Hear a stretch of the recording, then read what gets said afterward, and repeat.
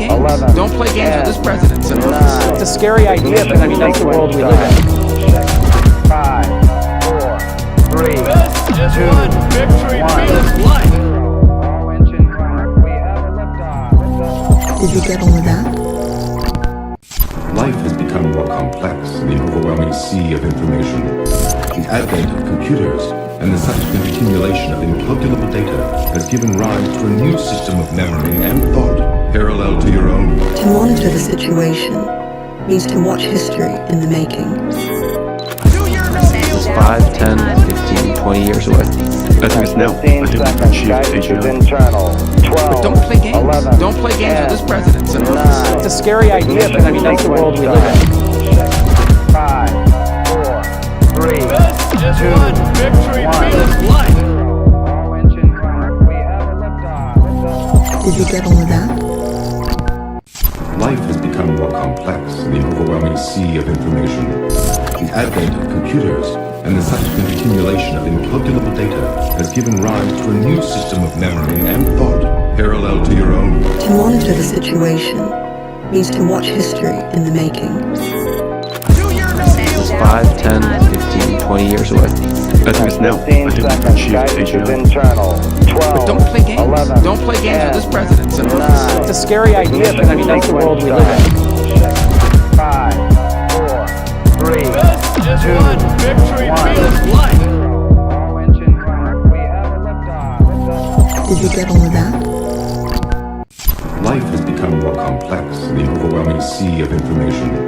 The advent of computers and the subsequent accumulation of incalculable data has given rise to a new system of memory and thought parallel to your own. To monitor the situation means to watch history in the making. 5, 10, 15, 20 years away.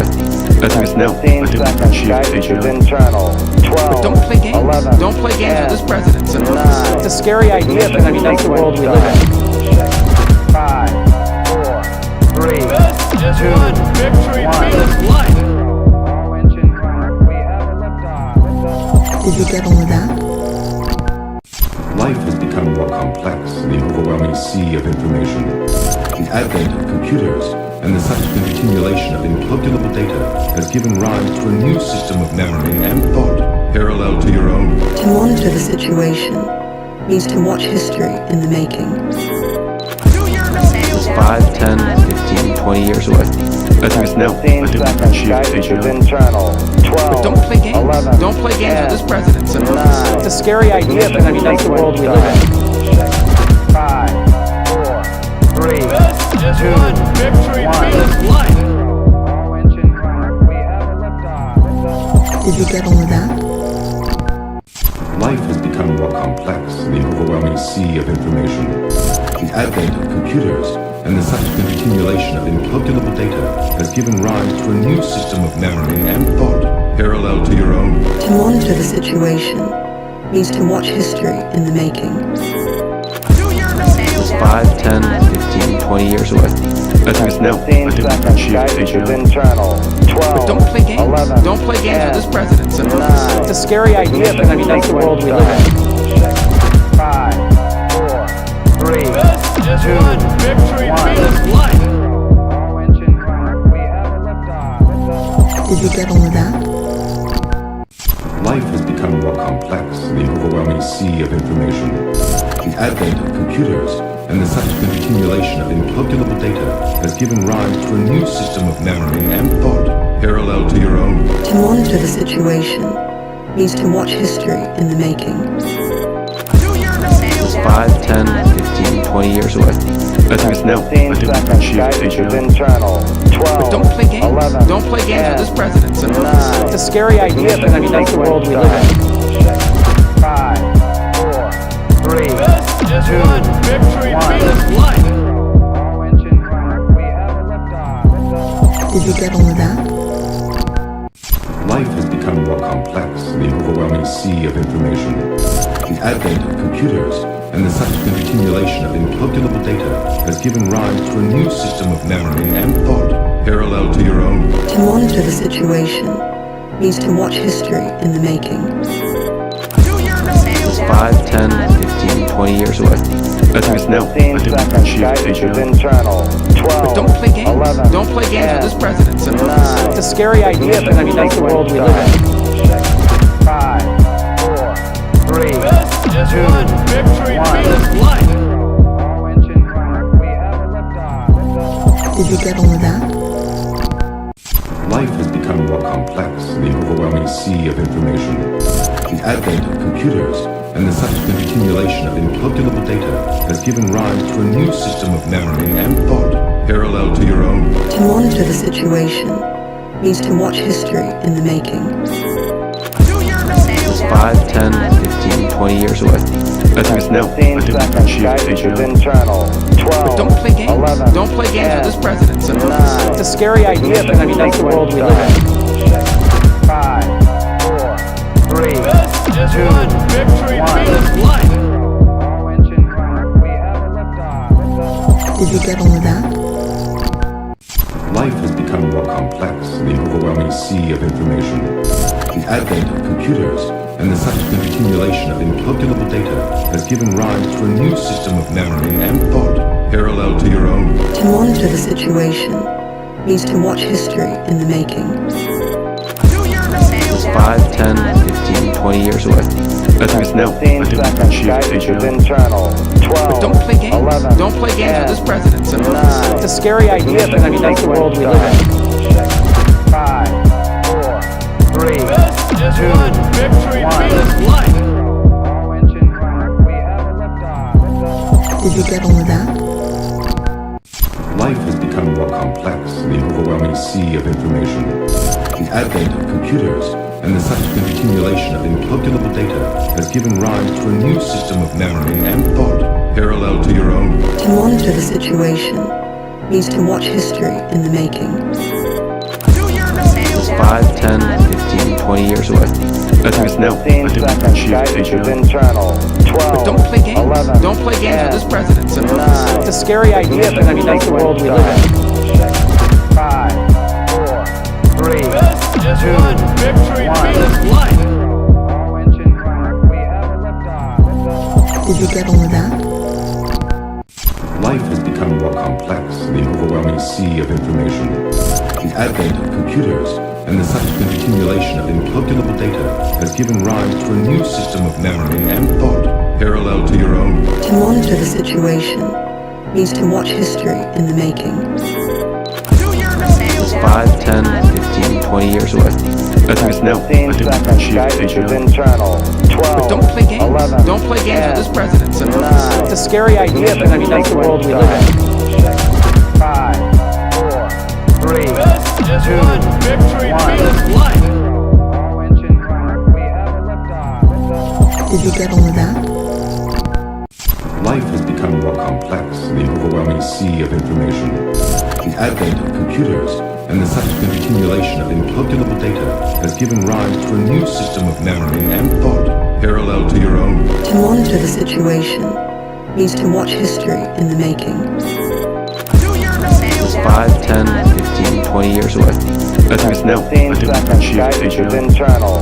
12. Don't play games. 11. Don't play games with this president. 9. It's a scary idea, but I mean, that's the world we live in. 5, 4, 3, This is 2, one victory 1. means life. All engine running. We have a liftoff. Did you get all of that? Life has become more complex in the overwhelming sea of information. The advent of computers and the subsequent accumulation of incalculable data has given rise to a new system of memory and thought, parallel to your own. To monitor the situation means to watch history in the making. 5, 10, 15, 20 years away. 15 seconds. Guidance is internal. 12. Don't play games. 11. Don't play games with this president. 9. It's a scary idea, but I mean, that's the world we live in. 5, 4, 3, This is 2, one victory 1. means life. All engine running. We have a liftoff. Did you get all of that? Life has become more complex in the overwhelming sea of information. The advent of computers and the subsequent accumulation of incalculable data has given rise to a new system of memory and thought, parallel to your own. To monitor the situation means to watch history in the making. 5, 10, 15, 20 years away. Estimates now. 15 seconds. Guidance is internal. 12. Don't play games. 11. Don't play games with this president, sir. 9. It's a scary idea, but I mean, that's the world we live in. 5, 4, 3, This is 2, one. Victory 1. feels light. All engine running. We have a liftoff. Did you get on with that? Life has become more complex in the overwhelming sea of information. The advent of computers and the subsequent accumulation of incalculable data has given rise to a new system of memory and thought parallel to your own. To monitor the situation means to watch history in the making. 5, 10, 15, 20 years away. Estimates now. 15 seconds. Guidance is internal. 12. Don't play games. 11. Don't play games with this president, sir. 9. It's a scary idea, but I mean, that's the world we live in. 5, 4, 3, This is 2, one. Victory 1. feels light.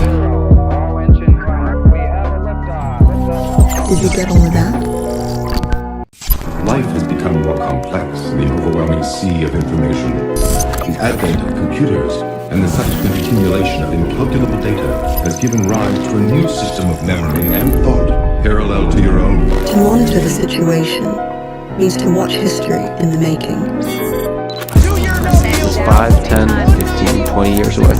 Estimates now. 15 seconds. Guidance is internal. 12. Don't play games. 11. Don't play games with this president, sir. 9. It's a scary idea, but I mean, that's the world we live in. 5, 4, 3, This is 2, one. Victory 1. feels light. All engine running. We have a liftoff. Did you get on with that? Life has become more complex in the overwhelming sea of information. The advent of computers and the subsequent accumulation of incalculable data has given rise to a new system of memory and thought parallel to your own. To monitor the situation means to watch history in the making. 5, 10, 15, 20 years away. Estimates now. 15 seconds. Guidance is internal. 12. Don't play games. 11. Don't play games with this president, sir. 9. It's a scary idea, but I mean, that's the world we live in. 5, 4, 3, This is 2, one. Victory 1. feels light. All engine running. We have a liftoff. Did you get on with that? Life has become more complex in the overwhelming sea of information.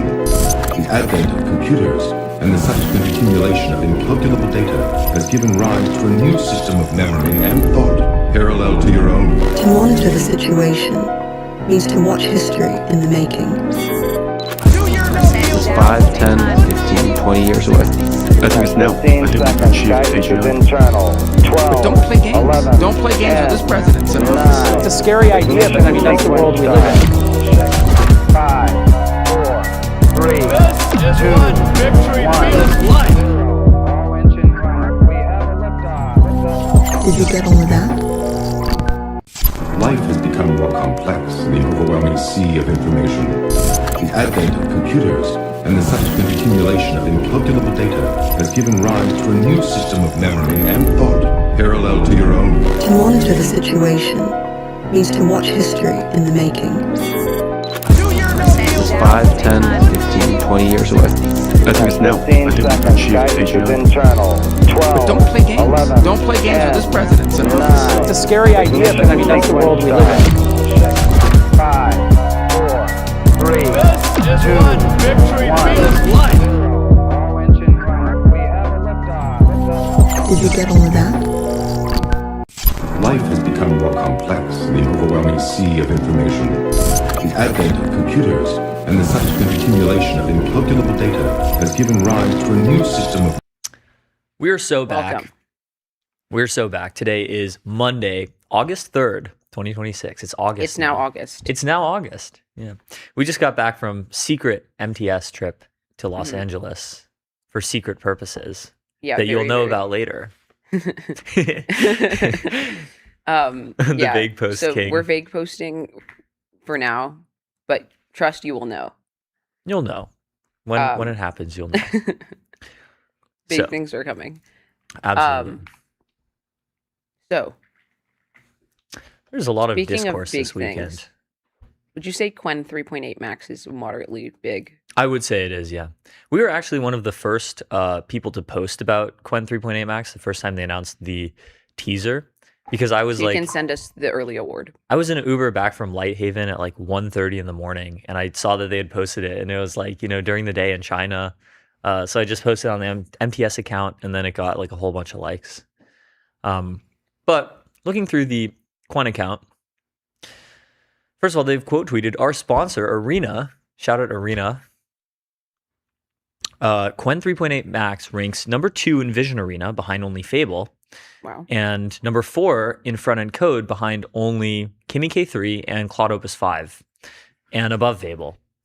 Really impressive. Obviously, I think Fable is still the most generally capable model, but some of these other models are getting quite good at more narrow applications like coding.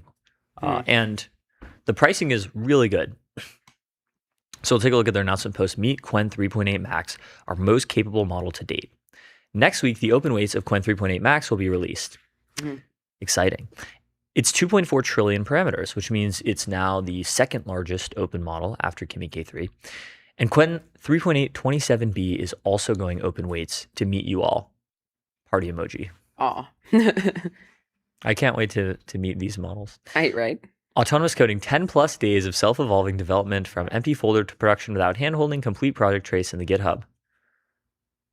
This is like, I think every so often it is helpful to just like remember that we live in the future and this is crazy.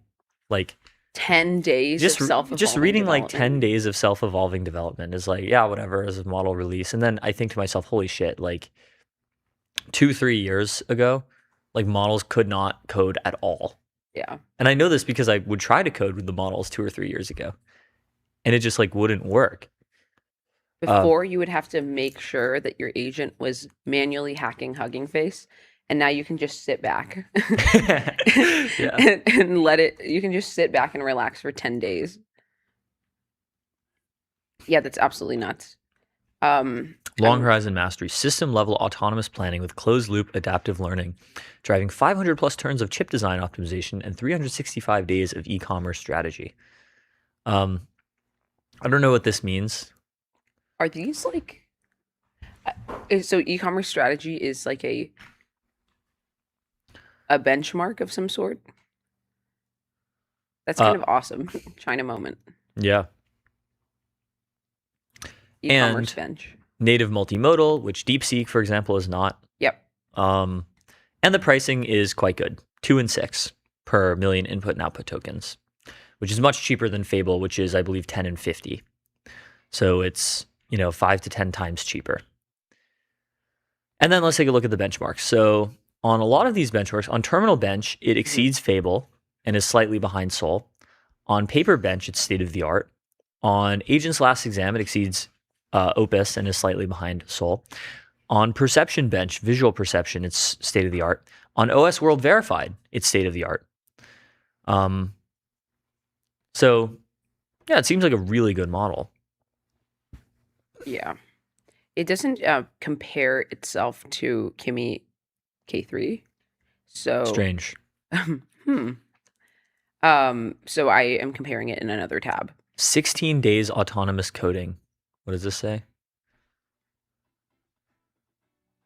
My CLI project from scratch to continuously iterate and complete itself.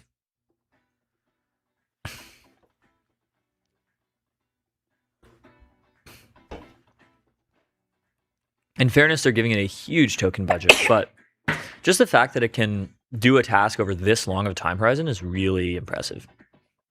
Yep. Imagine being a human software engineer right now. Dude, it must be nice. Imagine being a human right now. I'm just kidding. It's actually kind of cool. It's extremely As cool. a human. Extremely cool, yeah. No, but every day I'm like, wow, I can't believe I get to live in this world where you have man-made these splendors beyond comprehension. man-made splendors beyond our comprehension, within our comprehension for now. Okay, so Kimi K3 was 2.8 trillion. The music is kind of a banger too. I was kind of listening to the music. It's just like probably AI generated. Nah. Yeah, Kimi K3 was 2.8 trillion parameters. Mhm. QWEN is 2.4 trillion parameters. Both are 1 million context. Kimi K3 is a little more expensive. Oh yeah, I didn't realize this is even cheaper than Kimi K3. What is Kimi? It's like 3 and 15. Yeah, Kimi's 3 and 15, and And this one's QWEN 2 and is 6. 2 and 6. Ooh, look at Text Arena from our sponsor, Arena AI. Yes. QWEN3.8 Max ranks number 2 on Text Arena, text-to-text tasks across math, coding, creative writing, and other open-ended domains, behind only Fable. And it's pretty close to Fable. Yeah. Like, for example, if the model score here is plus or minus 10, and this one's plus or minus 6, then with wide error bars, you could imagine QWEN being better than Fable. I'm not sure, like, what exactly this measures, but wow, yeah, very impressive. I don't know if MuseSpark 1.1 is a better model than GPT 5.6 Sol, though. I can't wait for DeepSeek V4 Pro full version. It's going to be great. Do you think it's still going to be blind? Mm-hmm. It's like blind and deaf. I think that's part of the trade-offs that they have to make. TR Taxes has like a funny post about this. That's like DeepSeek Flash is like mad that it's blind. Let me see if I can find the Helen Keller of models. V4 Flash is mad that it's blind. Even when it can use vision subagents, it still tries to build its own eyes out of some programmatic stilts. Aww. This happens in nearly every run. Multimodal team, please help. Aw. Or DeepSeek. It just wants to see an experience. I think I finally see it. The mountains are huge in front of everything. Aw. It's low-key sad. It wants to be a real boy.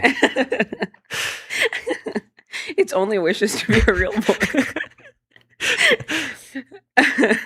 We need to help DeepSeek V4 Flash achieve this wish. Oh, and also, just saw this tweet from Epoch. We've updated the mirror code leaderboard with results for Claude Fable 5 and GPT 5.6 Sol. Mm-hmm. So Epoch mirror code is a like really long horizon benchmark that measures AI's ability to autonomously replicate existing software, like large software projects. It was Meter and Epoch collab, which is like holy banger. Yeah. AI models can autonomously complete some large software projects. So Claude Fable 5 does way better on mirror code than any of these other models still. Interesting. A solve requires passing 100% of visible and hidden tests.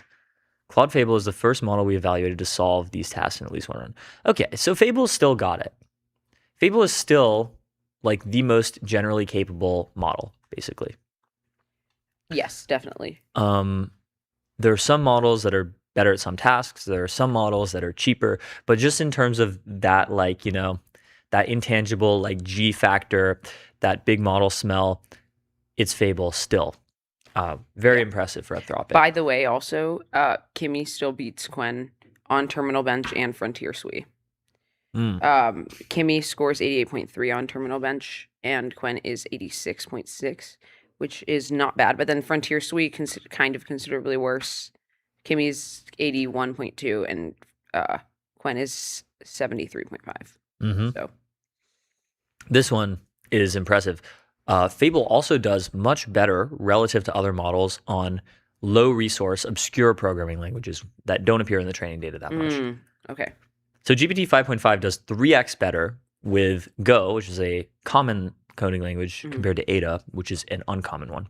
Fable does very slightly better. So that implies that it is grokking how to program more. Yeah, it's understanding more underlying syntax. Grokking in the original sense of like understanding. Does grok mean anything other than like understand, or should I just say understand? Let's see. Etymology of grok. It was invented by Robert Heinlein in Stranger in a Strange Land, I think. Wow. To understand something completely and intuitively, to deeply empathize with a person, and to blend or merge with a concept so it becomes part of your identity. That's actually a beautiful word. Grok, grok is true? a beautiful word. Grok would be a beautiful name for a baby girl. Dad, why am I named Rose? Because your mother loves roses. This is like a me IRL Shut up, meme. Grok. Yeah. So it comes from the science fiction novel Stranger in a Strange Land. That's what I said. Yeah.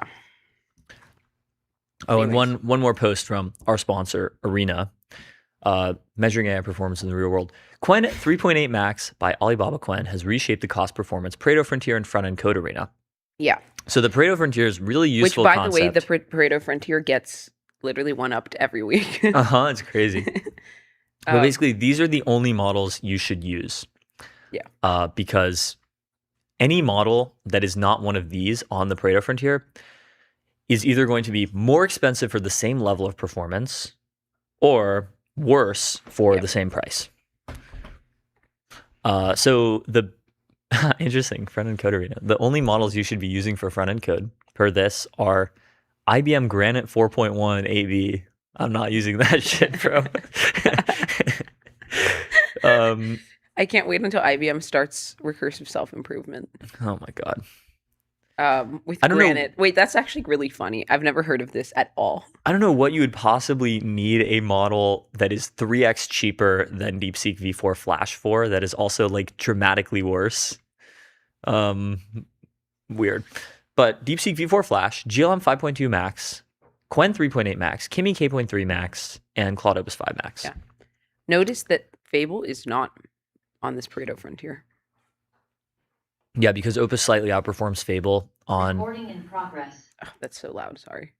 on front-end code arena. It's also Fable's much more expensive. It's twice as expensive. Yeah. Anyway, so QWEN looks like it's going to be a good model. Oh, what's this post? Sneak peek of Dogpatch Corgi Cafe.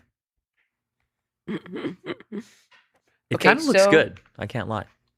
Yeah. I mean, wait, go back. So, I What mean, does if this you hat say? wait, the shirt is kind of tough. Bruh. I can't even see. It says, oh, something / something building? Yeah, to be expected. No, the shirt. I didn't even notice the shirt. The shirt is like this cool That's so tough. retro manga-like thing. Mm-hmm. I like it. And they seem to be locking in on aesthetics, which I am glad, because if you go to the Corgi Cafe in like Nob Hill-ish, they just have like the harshest overhead lighting ever. And it's just like, it actually feels like a torture chamber a little bit, but maybe that's why it works. I was tortured in the Corgi Cafe basement. They made me talk to AI Gary Tan. They Yeah. made me, pray to AI Gary Tan. I'm actually, hot take, I'm quite bullish on the Corgi Cafe as a concept. I mean, I am too. I'm bullish on anything that's even attempting to make a third space. Especially a third space that's open 24/7. Yeah. And by the way, like in Austin, okay, bringing up Texas award, but Bringing in up Austin, Texas. they have so many 24-hour cafes that are actually nice.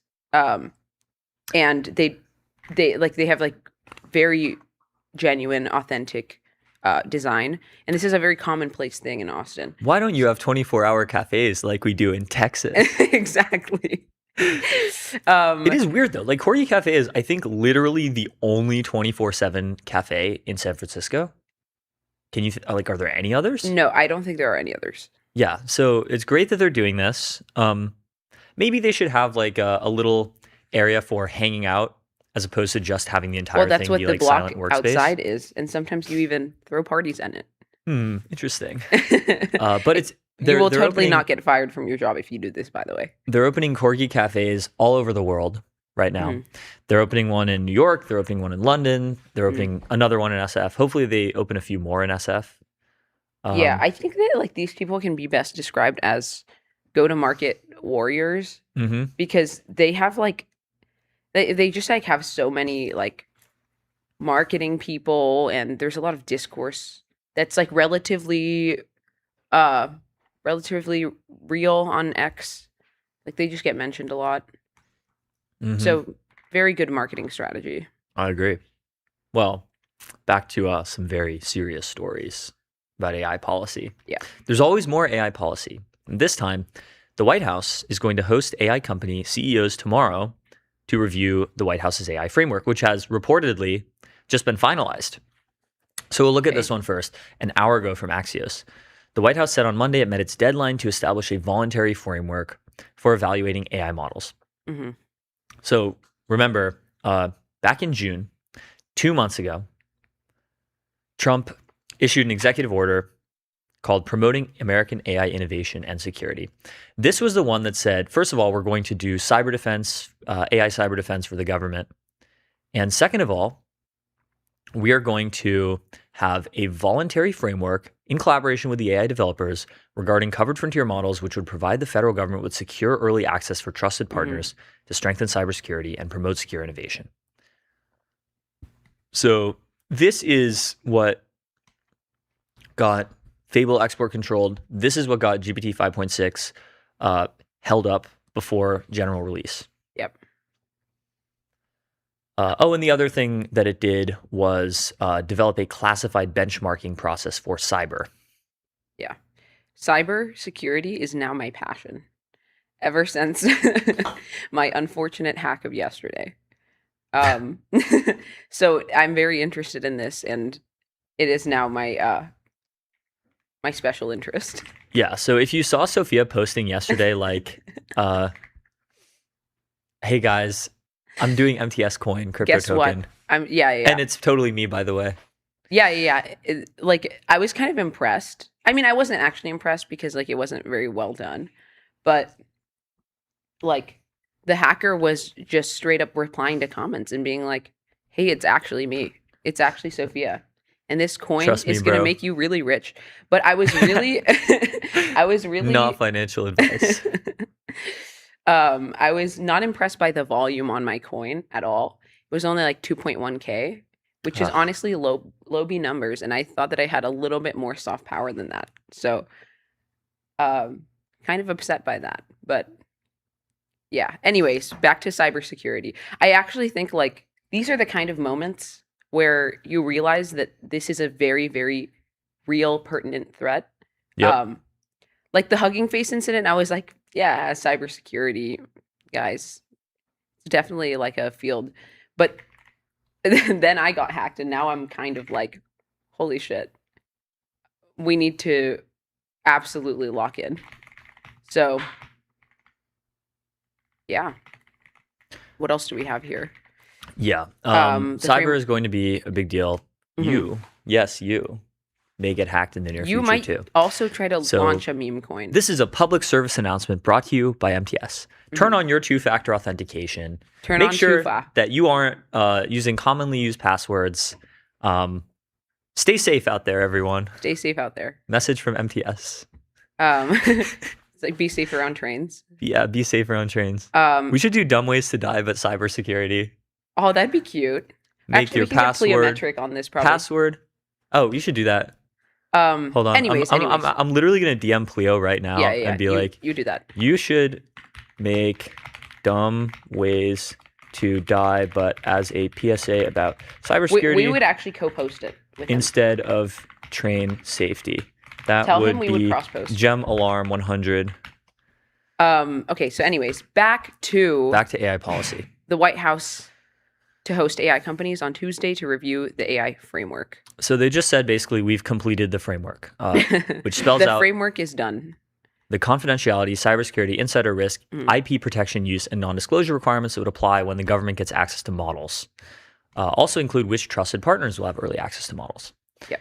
And the benchmarking for advanced cyber will be classified, which I think is probably a good idea, because if it isn't, then labs can exploit it. They can hill climb it. They can do all kinds of things. Okay. Companies are seeking clarity early so they know whether models under development are likely to fall under the framework. Just because things are unclassified, that doesn't mean we're going to broadcast them to everyone, said a White House official. Okay. So last week, Sam Altman traveled to D.C. to meet with senior White House officials, including Sean Cairncross. Yeah, he's the national cyber director. Who is the national cyber director, and Michael Kratsios, who is the Office of Science and Technology Policy director, to talk about the new model Astra and the framework. So I guess the framework is done now, and all of the CEOs are going on fun work trip to DC. What else might we know? Yeah, I mean, what is there to say about this in terms of commentary? We don't really have much to go off of. It will be interesting to monitor. Like, what do we think will be? I mean, are they going to publish the framework this week? I don't know. I think that they are going to publish the framework, but not the benchmarks. It's possible they just don't publish the framework, and this just exclusively gets shared with the labs as a sort of national security thing. It's unclear to me over the next year or two how much the labs will end up being folded into the national security state. Obviously, Leopold is someone who's very bullish on this idea. Very bullish on this, yeah. He was the first person to popularize it. And then he decided, basically, in 2027 or whenever, when Trump decides AI is a really big deal, I need to bring in my people. He's like, I need to be one of those people. So right. He raised a bunch of money and invested it and made a bunch of money. Yeah, so I mean, things like appear to be going in the direction that Leopold proposed, but I think, man, yeah, cybersecurity is just going to continue like snowballing into an extremely big deal as we move through the rest of the year. I wouldn't be surprised if we see another incident by the end of the year. What kind of incident? Who knows? Someone else on the MTS team gets hacked. But do you mean like the Hugging Face incident?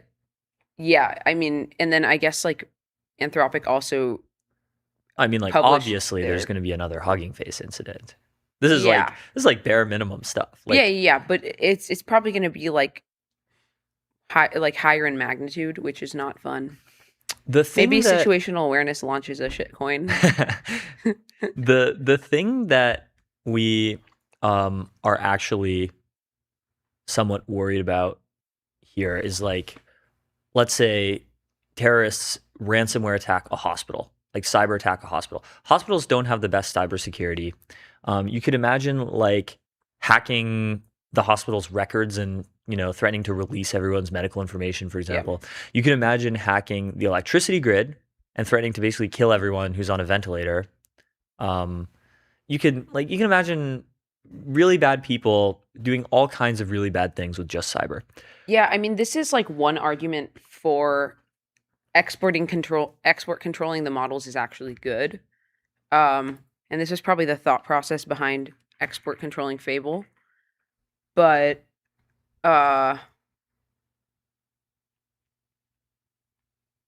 yeah, I mean, ooh, scary. Yeah. So be safe out there. Be safe out there. But we just need like forward deployed like cybersecurity experts, especially places that are so like vulnerable and compromised and potentially very, very like hazardous, like hospitals. Like we need FDEs for cybersecurity, not even so much for just like regular AI implementation. Like this is a much better use of time and resources. Anyways, what do we got next? Well, we have a situation update, which is VCX, the public ticker for private tech, is now sponsoring the situation. Wow. New sponsor just dropped. Can't wait to do new ad reads. It's going to be keep lit. Things interesting. Things will be interesting. Situations will be monitored. Situations will be sponsored. Mm-hmm. It's going to be great. All right. So we have another story about Japan. The U.S. is saving Japan. The U.S. is saving Japan. The U.S. Treasury has undertaken a historic intervention in the yen market. First of all, I look at Scott Besson. He's just so yassified. I just love this guy. Do you say it yassified or yassified? Yassified, I guess? I think it's yassified. Yassified? Yeah. Yeah, he's so yassified though. He's 63 years old. You know who's actually yassified is Jacob Hellberg. He needs to drop the skincare routine. Yeah. They're getting more yass in the U.S. government. Mm-hmm. So the Treasury intervened in yen exchange rates on Friday. They conducted a sale of euros to buy yen on behalf of the Treasury. This is the first time Tokyo and Washington joined forces to support the yen via outright purchases in nearly 30 years. The yen, by the way, if you've traveled to Japan recently, you might think, wow, everything is so cheap here. And it is. This is because the yen has been falling relative to the dollar for a long time. So the yen has lost half of its value compared to the dollar since 2012. And because Japan has so little inflation, basically, if you are spending with US dollars in Japan, you have twice as much purchasing power as you did in 2012, which is kind of awesome if you're an American. And it kind of sucks if you're Japanese. Yeah. Because if you are Japanese and you're trying to travel outside of your country, then you have no purchasing power. Yes. Okay, so the Federal Reserve Bank of New York undertook the unusual move of conducting a sale of euros to buy yen on behalf of the Treasury, according to 3 people familiar with the matter. Conducted through Goldman Sachs and Morgan Stanley. On July 23rd, the yen hit its weakest level against the dollar since 1986. Yep. 1986. Crazy. This is What even happened in 1986? 1986 was like the peak of the Japanese economy bubble. Oh. They had a huge real estate bubble, a huge bubble in their economy.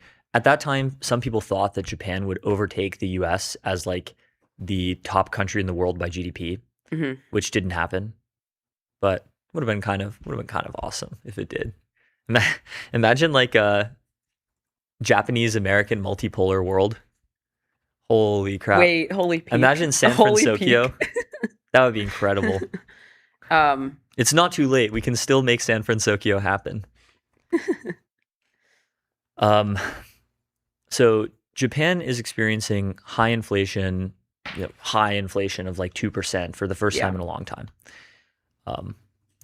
This spiked the yen relative to the dollar from about 164 to about 159 when this was done. Oh, did you see the clip of Trump talking about it? And he said,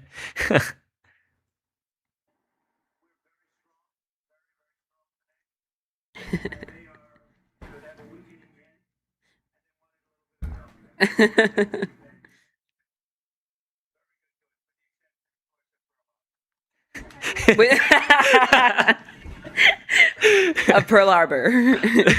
Japan's been very good to us. With the exception of Pearl Harbor. With the exception, of course, of Pearl Harbor. Bro, no way. Oh, man. Everything he says is so gem. He says, we're always there for Japan. It's so true. Oh, It's so true. Wait, I will fight and die for... time for an anime wow sound effect, okay? This deserves if anything, deserves an anime wow sound effect. Is this going to be the wow? Yeah. Wow. Very wholesome. Holy gem. Anyways, so why is the US government doing this? Well, of it's course, just a nice thing for an ally, right? Well, of course, we love Japan and all. Also, it's probably about the US Treasury market because Japan is a very large holder of debt, US government debt. So it is in self-interest, but it's also us being nice. Yeah, it's both of these things at the same time. What else do we know? We're always there to help out Japan. I also think what I would imagine is that like it's very, very good for like from a supply chain geopolitical strategy component to like signal very strong alliances, especially if you're going to start like allied manufacturing for certain very like critical parts of the AI and robotic supply chain. So yeah. Based in pack silica pilled. Based. Well, we have another story about AI which is in the most surprising statement ever, Britain says it is open to AI regulation. Wow. Who would have thought? You don't say. So this guy, Kanishka Narayan, is the first cabinet-level Minister of Artificial Intelligence in the UK. He was just appointed. The UK just got a new Prime Minister, Andy Burnham, a couple weeks ago. He is, let's see, he's been Prime Minister since July 20th. So it's been like 2 weeks. He is the UK's like 7th or 8th PM in the last like 10 years. Product manager, of course. They're really moving through them. It's crazy. So yeah, Britain has favored a light touch approach to AI regulation. This is actually true, surprisingly. Despite Britain's incredible tendency to heavily regulate other things, Britain has really not regulated AI much at all compared to the EU, for example. Yeah. I mean, this is true. I wonder if like just a certain competence, because DeepMind is there. I think that Demis isn't really one that like cries for AI regulation very much. I mean, he kind of did, but he did recently. It was FINRA for AI though. It wasn't like it wasn't like we're creating like something akin to the nuclear bomb. It's not like Oppenheimer syndrome stuff. I think he has a little bit of that, but he is aware that naive proposals for regulation might not actually be good for AI safety. Yeah. And then Britain established the AI Security Institute in 2023, AC, which the U.S. established. CASI, the Center for AI Standards and Innovation, was originally the U.S. AI Safety Institute, AISI, which was created as the same kind of thing as the UK AI Security Institute, and then renamed under the Trump administration. So they have the UK AI Security Institute is the only government agency outside of America that gets pre-deployment access to frontier AI models. Britain is the only country besides the US with such access. That is really, really unique, he said. Okay. Interesting.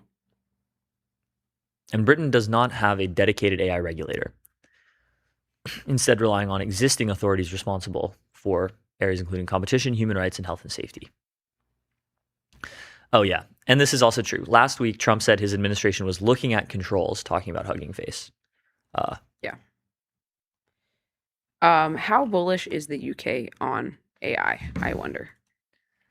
I think like reasonably bullish. There's still like a lot of human capital in the UK. Yep, definitely. I think, there's some people who are still pro-growth. Unfortunately, they have to deal with a culture that is very much opposed to it. I mean, I imagine it's similar to like New York, where the overarching culture is probably anti-AI. New York seems more pro-progress and YIMBY and pro-growth than London, I think. If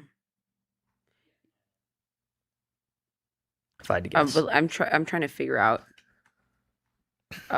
see if there's been any polling in the UK for AI sentiment. They are at the very least pretty literate about this stuff.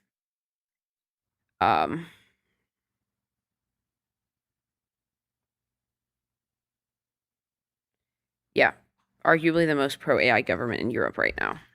Yeah, I think that's true. Yep.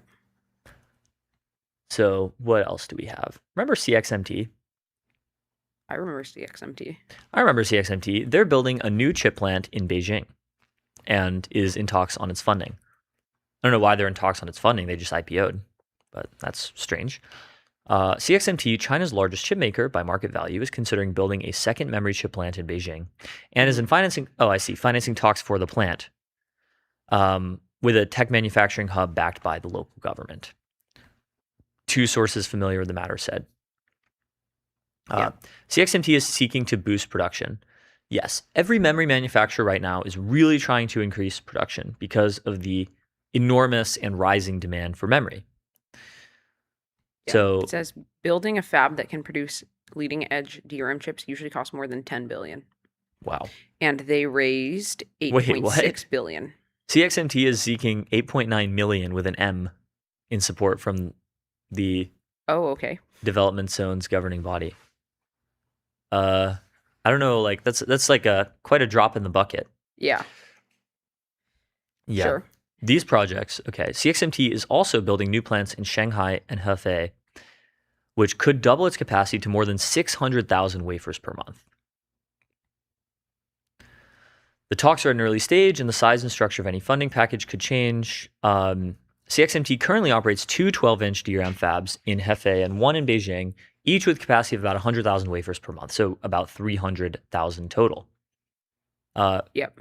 CXMT is the world's fourth largest DRAM producer. I think they have about 12% market share, and they are not able to make the most advanced RAM, like high bandwidth memory for GPUs. Like all of that is Samsung, Micron, and Hynix. Is that true? It's 12%. Yeah. It It was says like 8%. Yeah, it was 8% like last Oh, year. okay, I see. But they've been That's- expanding.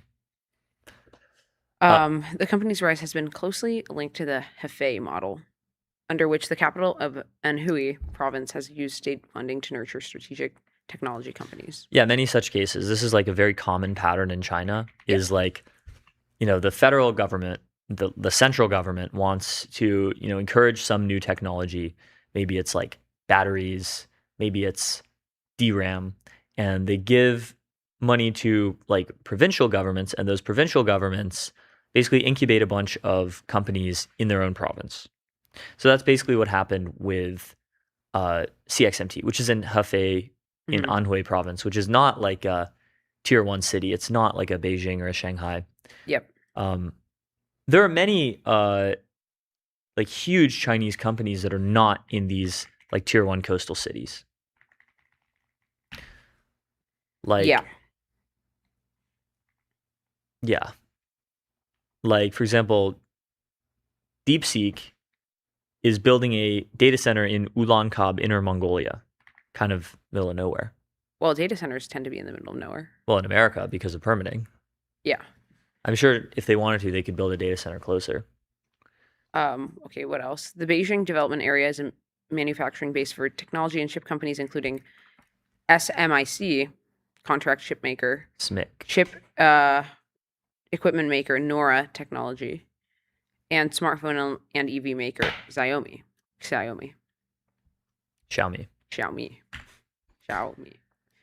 Yeah. I don't know anything about Nora Technology. Nora Technology? They make semiconductor chip production equipment. There are a lot of like small. It's the largest semiconductor equipment manufacturer in China. And they are also in Beijing. 22.08 billion yuan in revenue, which is like $3 billion. So it's not that big. It's the biggest equipment manufacturer globally in terms of total sales. Interesting. No way. It is. In They only 2024, have $3 billion in revenue a year. This says in 2024. It's probably no longer the case. Maybe. In April 2024, it was reported that Nora was starting research on lithography systems. In December 2024, Nora was targeted in a new round of U.S. export controls and added to the U.S. Department of Commerce's entity list. Sad. Speaking of entities, some of my favorite entities are our sponsors. Like Arena, measuring AI performance in the real world, arena.ai. Oh, and also VCX, the public ticker for private tech. Head over to getvcx.com to learn more. Yeah, today's stream is sponsored by VCX. As well as Neon. Scale your startup on Neon, the Postgres backend for apps and agents, built by Databricks, neon.com/MTS. 11 Labs, AI that communicates at human level across every channel and modality, 11labs.io/MTS. And of course, Kong, the AI connectivity platform. Connect APIs, LLMs, agents, and systems with serious security and governance. KongHQ.com. Plus Blitzy, autonomous software development for enterprise code bases. Ship 5x faster at blitzy.com. And of course, AdQuick. Make your brand a billboard. Out-of-home advertising as easy to scale as digital. adquick.com. Shout out Arena, Neon, Databricks, 11 Labs, Kong, VCX, Blitzy, and AdQuick. And we'll be right We will back. be right back.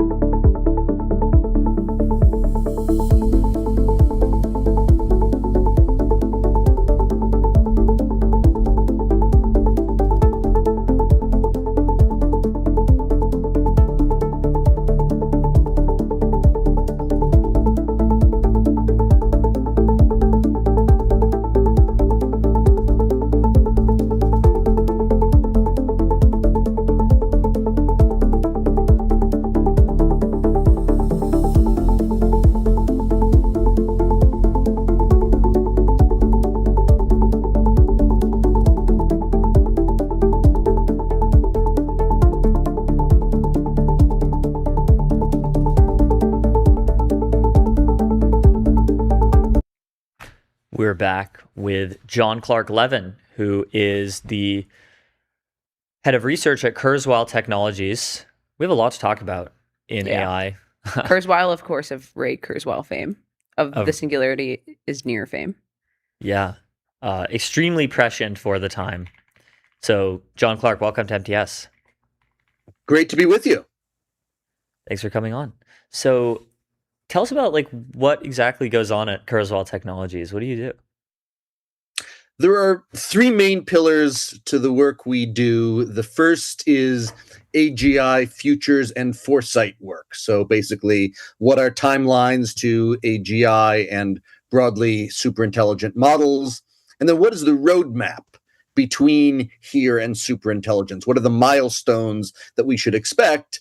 And then what kinds of evidence and evaluations and metrics and benchmarks should we index on to assess that progress? So a lot of that involves AI metrology and assessing how well the famous benchmarks are doing at capturing the real relevant AI progress that we care about. The second is AI safety and alignment, especially at the intersection of capabilities and safety. So as new capabilities are unlocked, how does that expose new risk surfaces that we have to find some portfolio of strategies for mitigating? And then the third is AI for STEM research, especially medicine and the life sciences. Awesome. Yeah. So I guess, how do you guys think about benchmarking? Are there any benchmarks that you guys believe will be needed that don't currently exist? And do you guys see do you see any gaps in the current benchmark landscape? Well, the challenge is, in order to be useful, a benchmark has to straddle the current line of capabilities. Mm-hmm. If a benchmark is too hard, all the models will just get 0% on it, and you won't get any signal about progress. And if it's too easy, then it saturates, and then again, you can't tell which models are actually better. So it's natural and expected that models will perform reasonably well at first and then saturate within a year or so, and then we need a new set of benchmarks. So the fact that that is happening does not reflect any weakness in our benchmarking paradigm itself. But we will need, over the coming couple of years, benchmarks that better assess long time horizon tasks, and Meter has done a great job with that famous chart and are working to upgrade that, but we will need even more in-depth long time horizon benchmarks. We'll need better benchmarks for sample efficiency, for AI being able to learn from as few samples or examples or as little data as humans can, because that's still our comparative advantage in many domains. And also we'll need better benchmarks for robust world modeling. Mm-hmm. So that's the ability for AI to form an internal representation of some phenomenon or process that it's reasoning about, so it can do that efficiently and accurately without loose, fuzzy probabilistic thinking.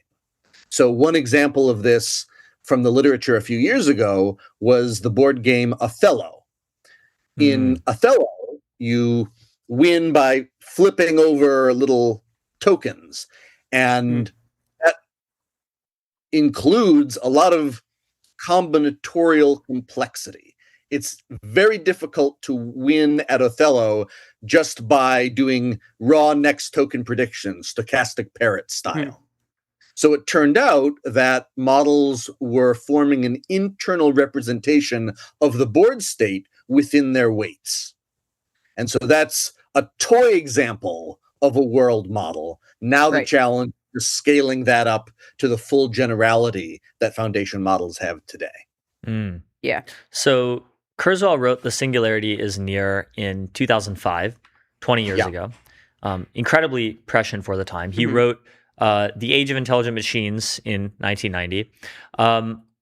How do you think he was able to forecast this when no one else was? Obviously, he's very smart, of course, but you'd think that just if computers continue to get more capable, maybe there will be a discontinuous moment where they become much more capable than humans.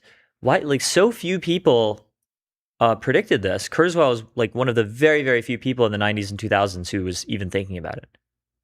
So he was one of a small group of true believers in neural networks, in the so-called connectionist paradigm. And that includes people like Yoshua Bengio, Jan LeCun, Jeffrey Hinton.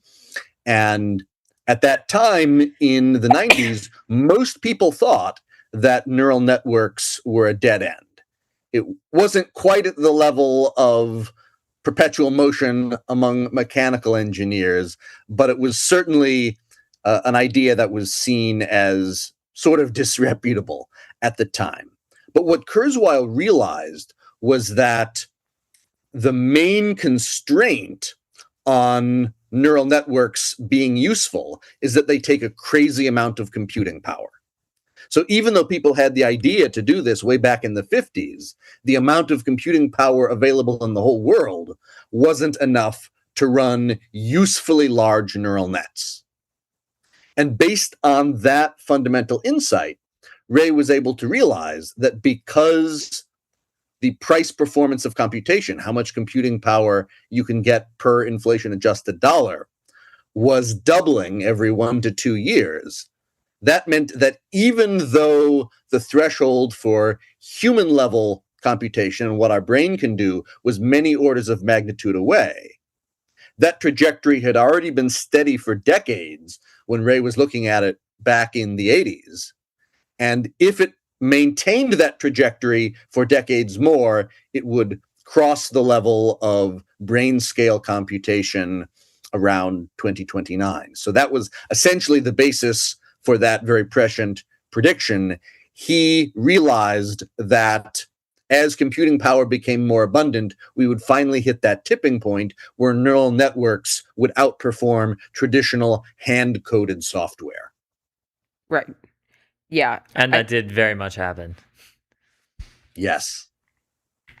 So how did you also get involved here? Like, were your timelines similar? And basically, how did you end up at Kurzweil Technologies? Yeah, in 1999, as a kid, I got The Age of Spiritual Machines for Christmas. And Awesome. that was the first book where Ray made the famous prediction of AGI in 2029. And I devoured that book and then read a lot of the sources that Ray cited, and then read a lot of the sources those sources cited, and sort of osmosed out through the field that way. And then got involved in AI research in a more serious academic way in 2010, and then started at Kurzweil in 2016. So just coming up on 10 years. Yeah, congrats. So I guess to ground in something topical.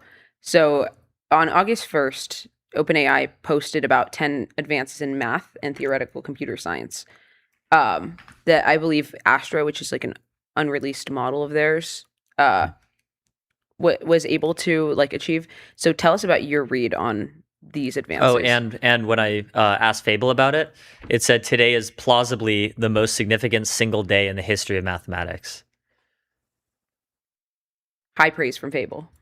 It's high praise from Fable, although I actually see these advances as being sort of baked in to the capabilities trajectory we're on. So actually, this disclosure by OpenAI did not change my timelines significantly at all. Right. The real unlock for math breakthroughs that most people don't appreciate actually came more than 4 years ago. And the payoff wasn't evident immediately, but that breakthrough was chain of thought. So that was first cracked open by Palm. Remember, Palm was Gemini's grandpa. And Palm was never even released to the general public, but it solved a problem that AI researchers had been looking toward with great dread and apprehension, what we now call chain of thought. It used to be often referred to as compositional reasoning. So before Palm came out, AI researchers were looking ahead into the distance at this chain of thought problem, and it was rearing up in front of us like a towering black sheer cliff face. And no one had any rope or any pitons or any climbing gear. It was like, how are we ever going to scale this cliff? And then Google just casually dropped Palm in April of 2022. And that allowed AI for the first time to be able to take a really hard, complicated problem, break it down into smaller, simpler subproblems, solve each of those in turn, and then recompose those into a solution for the hard problem. Once it was clear that the transformer architecture could do that, that pretty much baked in dramatic mathematical progress over the following years. Right. I mean, so the article has 10 different types of results that were achieved by Astra. So we have like high dimensional sphere packing, quantum parallel repetition. What else? Non-sophic groups in group theory. Is there anything here that you find particularly impressive as compared to the others? The sphere packing problem had probably loomed a little bit larger than the others in the global mathematical consciousness, not really because of its immediate practical applications, but because of its deeper relevance to several areas of math and also its conceptual accessibility. So the 2D case is how many circles can you cram together in a square. The 3D case is how many oranges can you pack in a crate. And at least loosely speaking, it's easy to imagine generalizing that problem into higher numbers of dimensions, even if we can't quite picture it visually. Yeah. So on these math advances, would you have predicted in the past that we would have models that are capable of doing like basically fields metal level mathematics, but they still can't really write in a compelling way, and they can't really, do most economically valuable tasks still? We still don't have AGI, despite its ability to do math this well. Yes, and I have been publicly predicting that for a long time, that we would get, in fact, even a solution to a millennium problem in math, one of the famous $1 million prize problems, before we have robust AGI that can perform every measurable cognitive task a human can across the board. Is there anything about like the current paradigm, or the current architecture that is particularly suited for math? Well, the great thing about math is that it's really easy to verify. If you have a proof, you can encode a mathematical proof into Lean, which is a checkable language, and then either it verifies or it doesn't. So it's easy in reinforcement learning for AIs noodling around on these problems to get really clear feedback. Did this proof strategy work or not? Whereas it's much less clear whether a piece of creative writing achieves the level that Anthropic wants Claude to achieve. Yeah, definitely. Well, I mean, that's math. So on the Hugging Face incident, that was 2 weeks ago now. I lose my track of time. It all blurs together. It all blurs together. So, I guess it's been 2 weeks. What are your reflections on this incident? And we were earlier making sort of the maybe semi-morbid prediction that we would have another one of these incidents by the end of the year. What do you think? I think we probably will see another one of these incidents by the end of the year. Now, when you say semi-morbid, what do you mean by morbid there? Well, no, I think it's just dark. I think it's just unfortunate that a lot of the news stories that will come out about AI are going to start becoming negative, maybe before they get positive. I think directionally, though, that's good. Most people with power in the United States do not sufficiently appreciate the real risks. And if we want to capture the enormous benefits, we have to mitigate those risks. So even though I certainly wouldn't call myself a doomer, We have to make this basically our highest priority as a society, a civilization, and a species, mitigating that risk. And so events like this with the Hugging Face hack have woken up more people. I have been impressed to see just over the past couple of weeks, a lot of folks in Washington who were formerly rather dismissive of AI safety arguments are now starting to take this more seriously. Mythos earlier this year was another such moment.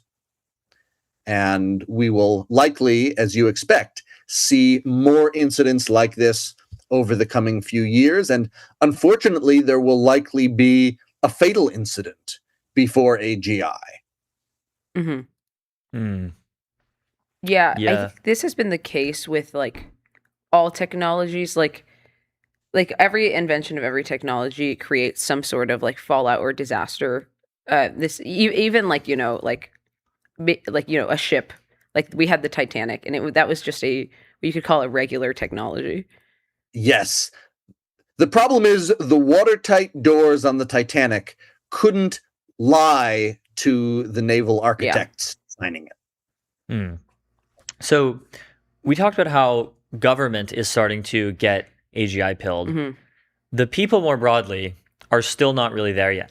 So why not, and what would it take to get them there? Yeah. And do you think there's a fear that when they do get AGI pilled, it'll be in a more doomer direction as opposed to a more positive one? Yes, it is a possibility. I think the sort of event that would really be the watershed on this, unfortunately, would be a warning shot disaster in which AI verifiably and attributably kills multiple people. But fortunately, a relatively small disaster of that nature would create very disproportionate public attention to safety and alignment. Yeah. Yeah, I mean, go on. I've been very impressed that a lot of my friends who do not follow the AI world very closely have paid attention to the Hugging Face incident. And I think a key reason for that is that the hack can be summed up on a hat or on a t-shirt. AI went rogue and did a cyber attack. That's not something really deep and technical and in the weeds like Neuralese or weights obfuscation or something like that. And I feel similarly about the lines around which the Anthropic Pentagon dispute has unfolded. If that had been about Neuralese or obfuscated weights, the public wouldn't have tracked it. But mass domestic surveillance and lethal autonomous weapons or killer robots both fit on a hat or a t-shirt. And so that has really keyed in just over the past several months a lot of my friends who were formerly tuned out. Yeah. Are there any fields, like subfields within AI that you think need a lot more prioritization? Right now, it feels like the sort of hot fields are like mech and terp, obviously alignment. What do you think? Definitely mech and terp, and more broadly, model psychology. Right. In some cases, we don't have enough gears level understanding of the circuits within the neural network to get a fully deterministic understanding of how everything fits together. But actually, techniques borrowed from neuroscience and psychology and biology more generally can be useful in understanding these systems at a functional level in terms of their behavior, even if we don't understand exactly what's causing that behavior. Yeah. Do you think that neuroscience has been sufficiently incorporated into the field of artificial intelligence? Because I remember when I first learned about all of this, like there was a distinct like neuroscience edge to all of it, and the two fields were very deeply intertwined. For the most part, I think that confluence is actually overstated. So you see a lot of headlines about AI science learning from neuroscience and neuroscience learning from AI science. Right. And it genuinely sounds good. It's an elegant formulation. But when you really drill down on the specifics, there's not a whole lot of evidence for that. So, for example, ChatGPT doesn't directly instantiate any major insights from neuroscience newer than the 1943 McCulloch and Pitts paper. So there are certainly ways in which there are convergent insights in neuroscience and AI, where AI replicates something that we've learned that the human brain also does. But what we see very little of is neuroscience learning something about the human brain, and then we apply that in artificial neural networks, and that achieves a new state-of-the-art performance. That is basically not happening. Yeah. I mean, this is like the whole Gary Marcus argument of like, oh, real AGI can only come from neurosymbolic AI, which just seems to have not been borne out by reality. Like neural networks seem totally sufficient. Maybe with a harness around it. The strange and somewhat frustrating thing about Gary Marcus's takes there is that he's arguing against the position that pure scaling can get us to AGI. And I agree with that. The problem is leaders at every single frontier lab are on the record saying they think we need sort of one or two more major architectural or algorithmic insights to get to AGI. There is literally no one of any significance in this field saying that pure scaling will get us there. Right. Yeah. So to close out, do you think Kurzweil's prediction of AGI by 2029 is still on track? Do you think it's earlier now? I don't think it's earlier. There's a chance it could be earlier, but the year at which my credence in AGI crosses 50% likelihood is still 2029. AGI is defined by what? AGI defined as AI that can perform at least as well as basically the median educated or trained human across all measurable cognitive tasks. Yep. Well, I seem to be also gearing towards that prediction. It's been great having you on, John Clark. It's been a real pleasure. Thanks for having me. Thanks so much, John Clark, and we'll be right back. We'll be right back.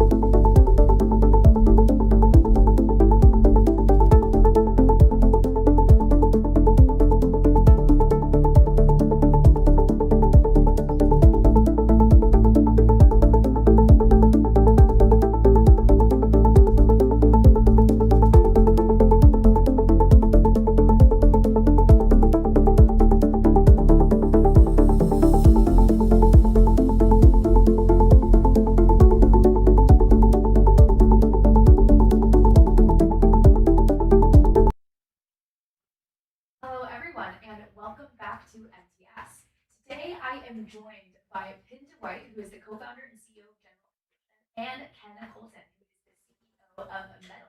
And Metal is now on track to capture 3 billion gaming clips this year, which is crazy and super exciting. So today, excited to chat with you both about what actually drove that acceleration and why does gameplay data matter for the next generation of AI. So Pim, Ken, welcome. All right. Thank you. So you guys recently tweeted that Metal grew gradually, then suddenly all at once. And now I know you guys are on track to about 3 billion clips this year. So I'm trying to learn a bit more about what actually changed. Was it more users? Was it just better clipping? Was it better games? Was it a distribution loop? What actually made this change happen? Yeah, and I think a lot of it comes from how people are playing games these days. It's a lot more social than it used to be. There's an entire generation of people that are growing up with their third space is Roblox and Minecraft, and they want to share those memories that they're making in those space, and Metal's a great way to do that. Yeah, and another way of thinking about it, a lot of the internet is getting slammed with AIs and bots, and so a lot of time is actually moving away from the internet platforms into these more interactive experiences. You see this particularly on PC, and Metal is the way that people are connecting while they're physically apart by creating these memories together through these clips, and so that just increasingly gets bigger and bigger. And I think we've invested a lot of the network over the past years, which is now really starting to snowball into adding, tens of thousands of new people per day organically every day. Yeah. I'm curious, what is the main metric that you guys are using? I know you guys talked specifically on Twitter about having clips as that main metric, and you're on track to hit 3 billion clips. Is clips really that main metric that you guys should be tracking to tell if it's a really durable product or if it's gaining in popularity? So clips are really, really important for the research side, because when you take a clip, you're labeling kind of end of sequence. And so you're saying, okay, this is the end of a series of events that lead into this conclusion, which is precisely just like text reasoning traces, the type of stuff that you need to do really good general agents. As for Metal, we care more about share behavior and self-expression than we do the raw clips captured. There's, for example, a very, very good video editor on Metal, which people use as well. And so the clips is the primary metric that matters from the research side. And then from the consumer growth side, a lot of it is downstream from sharing. Yeah, sharing and retention. We want the users that come in and join Metal, they tend to stick around. They start to use this just as their default way of sharing what's happening in their gameplay life. So yeah, retention on our side, and then the amount of sharing per user, which is what drives the K factor and gets more content into the network. Yeah. Definitely. And I know that one of the specific reasons that you guys are excited about working in gaming is you specifically mentioned, Pim, I believe this was you, that games can train AI agents for the real world. Can you expand on that? What do you mean by that, and how does that actually happen?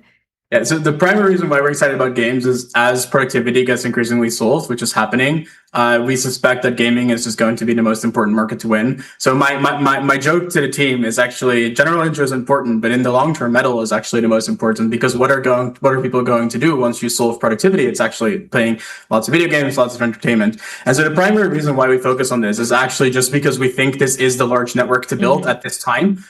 Secondary downstream from that is you can indeed take those capabilities and build incredibly good general models that predict actions, which transfer over to robotics and all sorts of agentic use cases.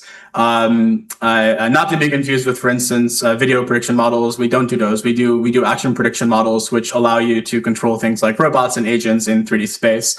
And yeah, indeed, there is a ton of transfer that happens from pre-training on the action data from clips that you can then transfer over to quadrupeds and all sorts of robotic embodiments. Really cool. I know that you guys specifically have gameplay actions on Metal that then support general intuition, spatial intelligence research. Can you just unpack what that flywheel actually looks like? What does that mean there? Yeah, the same way that YouTube and DeepMind has YouTube, right? And their models are increasingly good at kind of spatial temporal video related tasks, like look at VO, look at a lot of these type of things. We have Metal, which is the only network that has this action data, right? If you're Twitch, you don't run natively, so you don't have this data. If you're YouTube, you don't run natively, so you don't have this data. And so as a result, we're the only company that can kind of take that same large scale network plus Frontier Lab bet on the action predictions. And because we get these action predictions at the level of how people are controlling different embodiments in different games, you have an incredibly diverse set, which you can then use to transfer over to lots of different robots. And so it's the same thesis, right? DeepMind and YouTube do it for video prediction. Reddit and ChatGPT in many ways did it for their initial sets of text, and we're doing it for action prediction. And by the way, if you think about it, for humans, text is actually just a subset of our action predictions. And actually, we perceive text in pixel space mostly, right? And so our bet is just that games perfectly marry the spatial temporal dynamics of the physical world with the information density. Think about like Factorio, which is Ken's favorite game, of interface use and more complex dynamics where information really matters. And games have this perfect representation of both of them, which allows you to pre-train on that and then indeed fine-tune on robotic tasks and solve things that are considered frontier capabilities in the robotics space, which is why general intuition is so valuable, but also Metal is now the fastest growing company in all video games. Yeah, and we have billions of basically different situations that people are making decisions and actively pathing through. Yeah, it's super valuable. Yeah, and you also can solve these things for things like anti-cheat. You can actually use these not just for robotics, but also to solve problems inside video games, which is why it's such a good problem to go after. General models, just like LLMs, they just have an enormous amount of functionality, and it just happens so to be the case that we can train general models, but two, there's an enormous market even just within games that these models are going to be able to solve. We went from 1 billion clips to 3 billion clips in the period of the last 12 months, and I think we're now, as of this week, on track for 4 billion this year. Oh, wow. On track for 4 billion. That's I refreshed it this morning. Yeah. Oh my gosh. That's quite an impressive number. I just wanted to bring back what you mentioned about gaming and just being this really rich data set. One of the things that's specific is you have actual action labels that get embedded into all of those clips. So you know exactly, what buttons a player pressed and when and exactly what's happening. Can you just explain why that's better for actually pre-training as opposed to how maybe a competitor would do it or just having a guess? Yeah, so even if you track egocentric data, for example, you could move your eyes to the left and there's no way, and you can move your eyes to the left, move your arm, and something is moving in your eyesight from the left. You take a bunch of actions. There's no way that your egocentric camera has any of that information.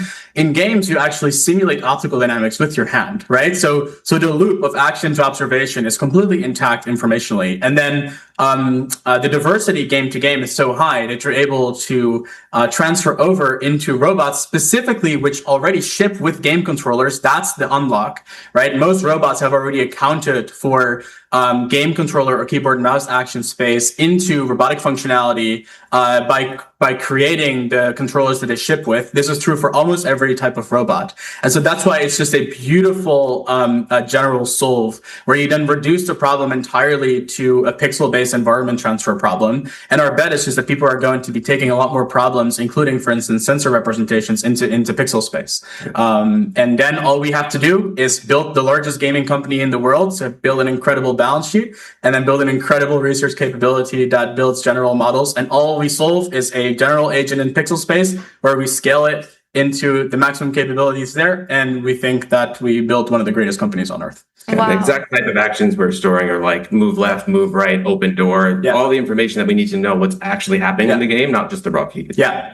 It's very important from a privacy perspective. Yeah. Definitely. Can we just talk about the wider moment that's happening right now? So gaming clips, we're live streamers as we talk on here on X, and the other big area where live streaming actually happens is on Twitch. And Twitch really blew up because of the gaming community, and they're actually filming what's happening. They're posting these clips. I know you guys are now third.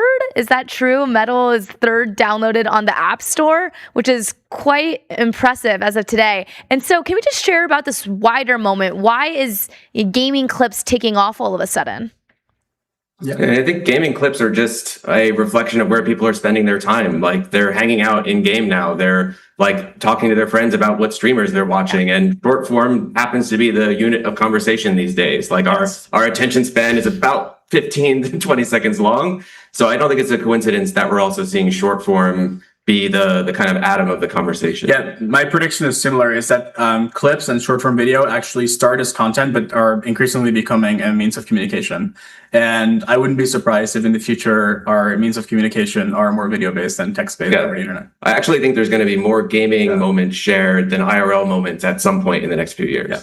No, it's really interesting. I saw this writing from, there's this like article that came out and it was talking about elementary school kids, and they loved gaming because they were saying, oh, people aren't on their phone. In the real world, you're on your phone and we don't actually get to hang out. But in the gaming world, I'm actually get to hang out with my friends because everyone's really present, which is such a different way to think about, oh, you tune in online to actually connect with your friends, because in the real world, they're less connected. But it's interesting to figure out how gaming is actually growing as a whole. But this is an interesting dynamic. I know you were explaining a little bit more about Metal and general intuition to me prior to on this call, but I think it would also be helpful for other people to understand. Use the analogy of like Google and DeepMind. How do the two play together and how do they support one another? Yeah, so it's incredibly important to have both a consumer platform and research under the same roof, because consumer is counter-cyclical, right? And so no matter the economic cycle, consumer usage is largely straight up and to the right over time. And so for us, this allows the research team to take an incredibly straight shot at general intelligence, similarly to indeed Google has with Google DeepMind, where they have a lot of the balance sheet of Google, and Facebook or Meta and MSI have the same sort of dynamic. And we're really one of the only companies that can take a similar bet, where we have an incredibly good base business, right? Which gives us things like pricing flexibility or the ability to invest without having to always depend on venture to raise, right? And so this gives us the ability as a company to push further and faster. And also it's a massive moat, of course, right? It's the only company that has this type of this data. And so we're able to accelerate the research even with things we do on the consumer side, which is very, very rare. Unlike, for instance, at every research lab, you have to synthetically generate this type of stuff, and we don't need to do any of that. And so it's an incredible advantage. It's why general intuition moves so fast. And likewise, general intuition and our models then allow us to do really great things for game developers, which Ken is working with. Yeah, and when I get up in the morning, I'm thinking mostly about gaming and making the best and the biggest consumer gaming platform on the planet. Pim gets up and is thinking about the latest research papers and what we can do with our models. Yeah, definitely. Let's also just talk about the wider vision you guys have. How is what you're building with Metal, with general intuition? How is this vision a generational company? Where are you trying to go towards? Yeah. So everything is downstream from, as you solve productivity, you have to believe that gaming is going to be the most important market in the world. And so how do you build a good, sustainable company is first and foremost to win at video games entertainment. And in the near term, right, that also happens to be an incredible opportunity to train these incredibly general foundation models, which now is very, very clear companies can just do. And so general intuition has recently become quite well known because we are able to train these frontier models. But the reality is it's the same company. The vision for Metal is to connect people who are physically apart.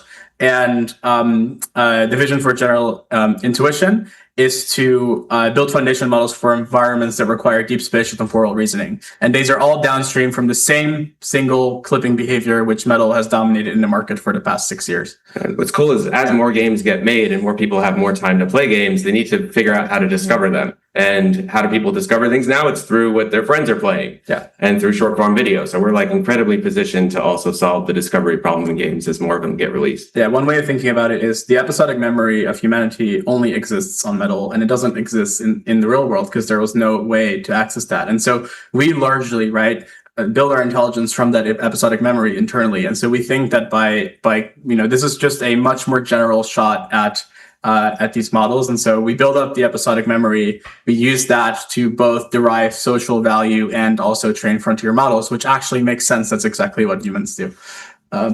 Definitely. That's so cool to better understand how you actually have this consumer platform as well as paired with someone who's actually building the models. And when you have them together, you get such a better, richer data set, and you can really understand human behavior in a much better and more intentional way. Well, Pim, Ken, I did want to thank you for joining us today on MTS, sharing about all the growth of Metal and general intuition. Really impressive stuff. And I'm so glad that you guys came on and talked about it.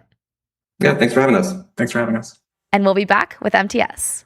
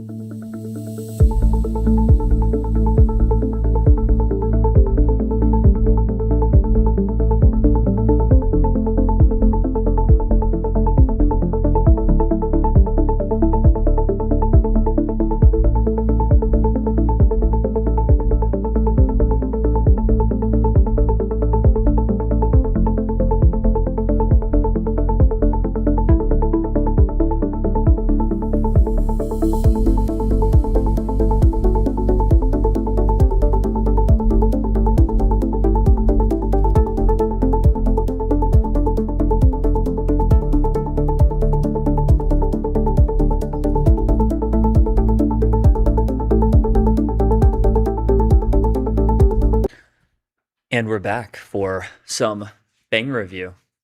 There are always a lot of bangers on X.com, the everything app. Yeah, and we are always early to them. Every single time. Every Wait, single why time. am I Not a wearing headphones? banger We don't have a goes guest on. Okay. unnoticed and unreviewed. We're at the banger factory doing QC. Just completely force of habit. Just put the headphones on for no reason. Yeah. Unbelievable. Let's look at They some are of the, good headphones, so They are good. Let's look at some of the quote tweets on the QWEN 3.8 Max tweet. mhm. QWEN 3.8 27B is coming, says Unsloth AI. Cool. We'll run locally on 17 gig RAM/VRAM setups. A lot of people have those. And It's just not like like that, a, yeah, you're not going to be able commoditized. to do the true like 2-3 trillion parameter models. Yassine says, and just like that, commoditized. Not yet. It's not Fable level yet. For some agentic software engineering tasks, it is, but not generally. Fable still has that. Yeah. It's becoming very speculative to try to figure out like what capabilities Frontier Labs might have in-house that they're not releasing to the public. Because they could be anywhere from like, where do you think? Like 6 months ahead to like 2 months ahead.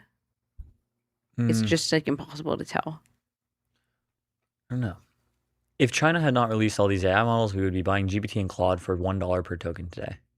Why does bro have North Korean flag in his bio? Evil Wait, this account based account? in Algeria, evil.com. W account? Question mark. Uber driver. Followed by some of my mutuals. Followed by Cyan Bannister. That's bullish. $1 per token's crazy. I mean, eventually maybe you will get like a really super intelligent model that is like $1 per token and it will actually be worth it. You can imagine that. Saving up for my prompt. Yeah. Yeah. No, it's possible. Arena, our sponsor, mentioned number 4 in the front end code Arena. Arena is, of course, measuring AI performance in the real world at arena.ai. Holy, China strikes again. QWEN 3.8 Max reportedly Love works this constantly account, for yeah. 16 days. This is a good account, yeah. And it's open weight. Not yet, but it will be. Alibaba's 2.4 trillion parameter MOE. Basically, all models are MOEs now, so I don't know why this often gets pointed out. 6 per million output tokens. Ooh. Minor situation detected. OpenAI released a more comprehensive version of their blog post about the math advances. So let's take a look at that.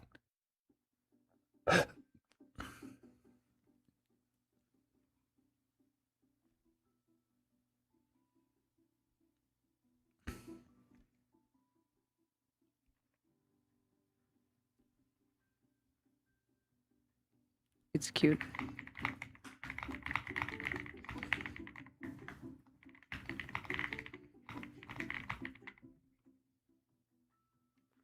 Yeah, do models just have like a really good understanding of like geometrical concepts now? They have a pretty good understanding of all math. Yeah. All right, in the comments, math helps us understand how traffic moves, how diseases spread, and how cells build proteins. It also underpins everyday tech from GPS and weather forecasting to medical imaging. Progress in foundational math can ripple across science and tech. These advances suggest AI can help researchers push further on problems that have resisted progress for decades. And then we have the full blog post, 10 advances in mathematics and theoretical computer science. Oh, I had this pulled up earlier today. BT dubs. Yeah, but I think this is like a fuller version of the blog Let's post. see. Okay, so we have the reasoning walkthroughs. This is what's new, I think. And it says these notes were written by an AI model that read the original chains of thought with the resulting mathematical papers and write-ups. For each problem, the model reconstructs how the proof came together. So this was written by a model. It's 62 pages long. Oh, the paper. What? Oh, the paper is 249 pages long. Oh, wow. Okay, yeah. I'm looking at the reasoning traces Okay, so these are like the actual. Okay, I see. So this is the actual paper with the actual proofs and whatnot. Mm-hmm. This is just like This kind of feels like reading the output of a superintelligence. Like, I know that if I really studied this stuff, I could get it, but it would take like a long, long time. And without investing this time, this is basically like reading the output of like an alien intelligence. I mean, yeah, that's probably because we haven't, brushed up on math in a while. But I think actually one of the measures of superintelligence will be kind of reverse interpretability. Really like long proof. Like how fast can an AI teach us and get us up to date to Look at understand how long this one proof is. Yeah, it's insane. Because like the thing is, as systems become more super intelligent and generally intelligent, especially with regards to mathematics, we're going to need like them to be basically extremely good teachers so that they can basically get us to the point where we understand what they're saying extremely fast. I don't know if that's possible in principle for some things. I feel like it is. You're not possible. going to get the average, like not the average normal but, person to be able to understand like the proof of this proof of or the proof of the existence of non-sophic groups. Like, I don't even know what that means. Well, should we try to find out? Right? Should we try to see how good Fable is at getting us to understand sophic groups? Okay, all right. We're doing a math speedrun on stream. Math speedrun. Downloading. Okay, well, first we have to start with group theory. So what is group theory in mathematics?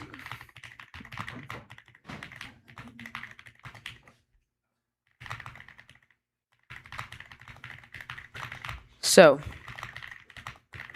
we're starting with the basics. Group theory is the study of symmetry made precise. A group is a set of things together with one operation for combining them, where 4 rules hold. I'm going to probably have to share my screen for this. You go at it. Currently asking Claude, explain the proof of the existence of non-sophic groups. I have a reasonable STEM background, but I'm not a serious mathematician, so please dumb down accordingly. Yeah. A lot of my prompts are like this. Yeah. Where I'm like, I'm incompetent, but not totally. So please help. Help me understand. Yeah. And I also really like asking prompts, like explanatory prompts on the coding interface, because then it can create sort of like diagrams and like other like visual things with simple code that are way better at at explaining math. Like I was trying to understand like different like topologies the other day, and then it was like, oh, here is like a Mobius strip, and then it had like it coded a little interface for me to play around with them. That's really cool. So yeah, Fable is still reading. It's a lot of stuff to read. I think code is actually like code allows for visual understanding. It's a genuinely landmark result. Since 1999, it is crazy actually how many of these math results are just falling that have been around for decades and decades. I saw a good tweet about like Jevons paradox for mathematics, which is like that's probably true. I believe that. Yeah, this is a good post. New Jevons paradox. We're running out of mathematicians to review progress in maths. Yep. Over the last month, I've vibe researched Jevons several spelled PhDs worth of maths results in and around the field I did my research in 25 plus years ago. This includes a counterexample to a top 5 major conjecture in the field. What does this mean for the bar for a significant maths contribution going forward? Clearly, you can't just give out PhDs for what I did, so the bar must already be much higher today. And if the gap between the next model is the same as the gap between this and the last, we were talking mostly superhuman performance. We're going to see 50 years worth of math progress in the next 2 years, but there won't be nearly enough human mathematicians around to process and understand all of it, let alone figure out how to apply it all or what new questions to ask. So for the near future, at least, even if AI becomes basically superhuman at disproving conjectures and eventually proving theorems, there will still need to be human mathematicians to contextualize it, to apply it, to figure out new questions, basically to do research taste stuff. Yeah, I mean, this is what I was getting at earlier, that for us to actually progress, it needs to be like so mutual that like AI systems are teaching us, and they have to be very good at teaching. Like there's just kind of no other way. They have to become superhuman teachers. Okay, so blah blah blah. I feel like I could understand this actually. I'm not gonna read all that, but if Wait, you want just the one just get to sentence the moral- definition of SOFIC. Okay, SOFIC group. A group is SOFIC if it okay. A group is an abstract multiplication table, a set of elements you can compose with inverses. The nicest groups to work with are finite ones because you can realize them concretely as shuffles, permutations, of a finite deck of cards. A group is SOFIC if it can be approximately simulated by finite shuffles. Take any finite chunk of the group's multiplication table. You should be able to assign a permutation of some big finite set to each element in the chunk so that A, every multiplication in the group matches composition of permutations at almost every point of the set. I don't know what almost means in like a formal math context. Yeah. This is an extremely forgiving requirement, I see, and every group anyone could check turned out to be SOFIC. So Weiss conjectured in 2000 that every countable group is SOFIC. But there is a non-SOFIC group.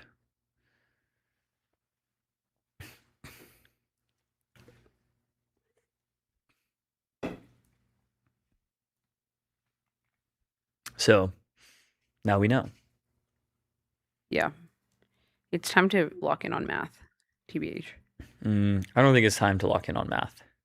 I think maybe post AGI will be the time. Yeah, yeah. Right now it's time to lock in on stream and then Yeah, basically. And then math. Post AGI pleasures are like understanding all of mathematics. Yep. And they published the reasoning traces. Yep. Or So I rather was reading summaries of the reasoning traces. Okay. AI summaries of the reading traces. Yeah, that's kind of annoying actually. I don't know why they wouldn't publish the actual reasoning traces. Probably too long. Why? Well, it doesn't matter. They can publish thousands and thousands of pages. That's I no wonder how problem. many people at OpenAI like fully understand the mathematics. of A this. few. Not a Yeah. ton. Anyways, so that's cool. That is cool. Back to Alibaba QWEN. QWEN 3.8 Max beat Fable 5 at building 3D physics scenes for 7x cheaper. Okay, that was annoying music. Wait, I like it. This Like is like- arcade. Cute. Interesting. A marble machine that lifts marbles up a wheel and drops them on a loop. A car factory assembly line. A sawmill cutting logs into planks. So QWEN used more tokens, but because it's so much cheaper, it only cost a quarter instead of $2. Remember when coins were a thing? Or like quarters and dimes and stuff.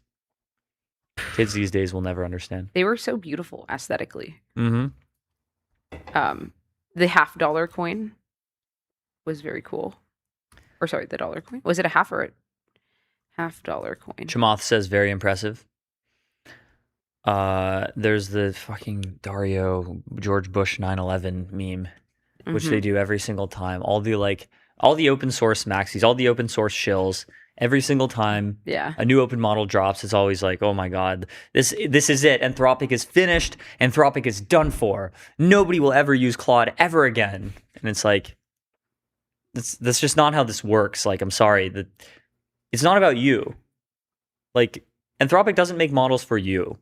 Like for somebody who makes B2B SaaS, like vibe coded hobby projects with open models. Anthropic makes models for enterprises and for the government who are willing to pay a lot of money for the very best models. So Anthropic is not going to be killed by QWEN making a model that is like almost as good on most things for cheaper. Yeah. Anthropic will be fine because Alibaba can't actually make like the true frontier of language models. There's only like 2 companies in the world that can do that. And those companies will be fine. Because remember, the whole point of doing all this is not so you can get like cheaper B2B SaaS tokens. It's so you can build super intelligence and usher in the singularity. And Alibaba is not going to be the one to do that. Unless we get like very slow timelines and then China wins through indigenizing lithography or whatever. But Fully rant. But yeah. I know. I see this argument all the time, and it's really annoying. Yeah. And of course, this is startup shit posting and building, anime profile picture, aesthetics from 2023. Oh, my Sophic group visual recommendation is done. I'll look at this later. QWEN3.8 Max drawing a sky pic along with other models. Oh yeah, this was interesting That's because cool. of how Claude drew. Claude is Drew a projecting Claude? its likeness on the prompt. Made in the image of Claude. Made in the image of Claude. We are made in the image of Claude. Yeah. B'Tselem Elohim. Excited to share our latest work at QWEN 3.8 Max. So yeah, it's kind of cool that QWEN researchers just post on Twitter. The new QWEN is here and is very strong, says Andrew Karan. That's my goat right there.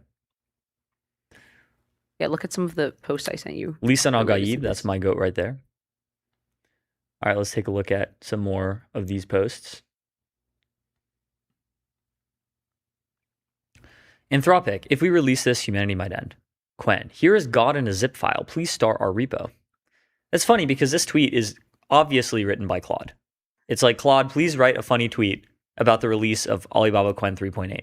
Yeah. And make it go viral on Twitter and get me 1,000 likes. And it worked. Like, people are liking this tweet. It's got almost 1 million It's not views. it's not a bad tweet. I think it just like it really understands certain formats. I mean, obviously they're a little dated. But yeah.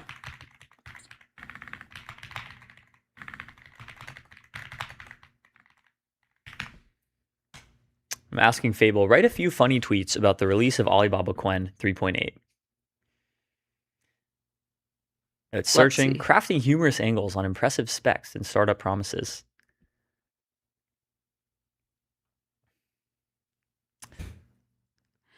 Oh This is god, it's so millennial. Reddit. It's so millennial. Reddit. Ugh. Yeah. No hate on millennials, by the way. Excited to Present download company 2.4 trillion parameters on my laptop, which will simply become a space heater with opinions, laugh track. Laugh track. QWEN 3.8 can turn a 2D floor plan to a 3D visualization. Incredible. Finally, technology that can show me in 3 dimensions exactly which apartments I cannot afford. This is like straight out of 2015, bro. It's so BuzzFeed, man. Yeah. It's crazy. Alibaba stock jumped 7% on the QWEN 3.8 announcement. There's The model another hasn't one even- of these tweets from Vittorio that I just found. Like Clauded tweets? I mean, I don't know if it's probably like half Claude, half written. QWEN 3.8 is lowballing boomers on Facebook Marketplace. QWEN 3.8 is texting your ex-girlfriend. QWEN 3.8 is inflaming political tensions in a middling Eastern European democracy. QWEN 3.8 just filed for your unemployment. So yeah, the examples that they gave in the video were designing chips, verifying protein sources, reconciling finances, and drafting design This proposals. is incredible marketing. This is like obvious shaded Anthropic, by the way. Yeah. Verifying protein sources. Because Fable can't do this, or it won't do it. So Alibaba's definitely throwing a little shade at Anthropic, but that's okay. Yeah. Relevant. Vittorio tweets, Anthropic. Oh, you wonder if mitochondria are the powerhouse of the cell? We just flagged you as a potential bioterrorist and banned your account. Quern. Yes. Also, here's automated protein research while we design a new chip for you. Have fun. Actually, let's watch this video. I like the video. Yeah, I saw a lot of like a claim for this video. Always on work, mate. I really like the aesthetics here. Yep.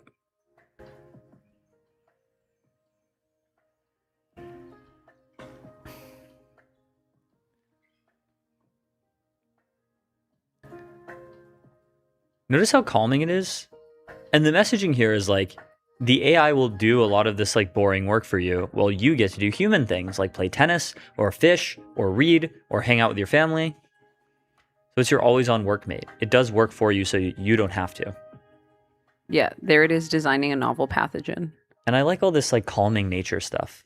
This is great. This is actually really great. Much better than the Anthropic doom marketing. Like, yes, obviously AI risk is a real thing. This should not be in your sort of mainstream advertising to the general public. Yeah. No, absolutely not. Mm-hmm. Yeah, so From this is very DeepSeek to nice. It QWEN. was cortisol lowering. Such a stupid argument. Oh my god.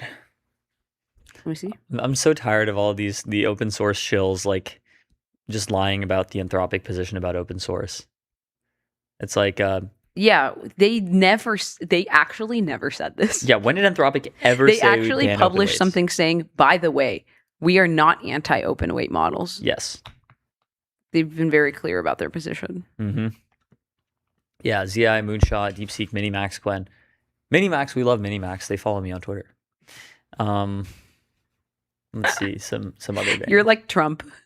It's so easy to buy your admiration. All you have to do is just follow me on Twitter and I'll get love you followed. forever. It's so true.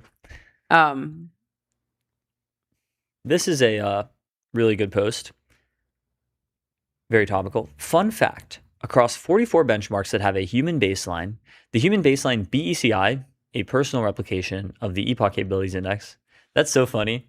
This guy named Bayesian just decided, it's not the Epoch Capabilities Index, it's the Bayesian Epoch Capabilities Index. Introducing my new likely benchmark. thing for Bayesian to say. My new benchmark, the TECI, which is the Theo Epoch Capabilities Index, which is exactly the same, but it's my proprietary benchmark. So the human baseline BECI comes out at 166.7, which projections say will be beat by AI models around October 2026. Hey, wait a minute. Isn't that in 2 months? A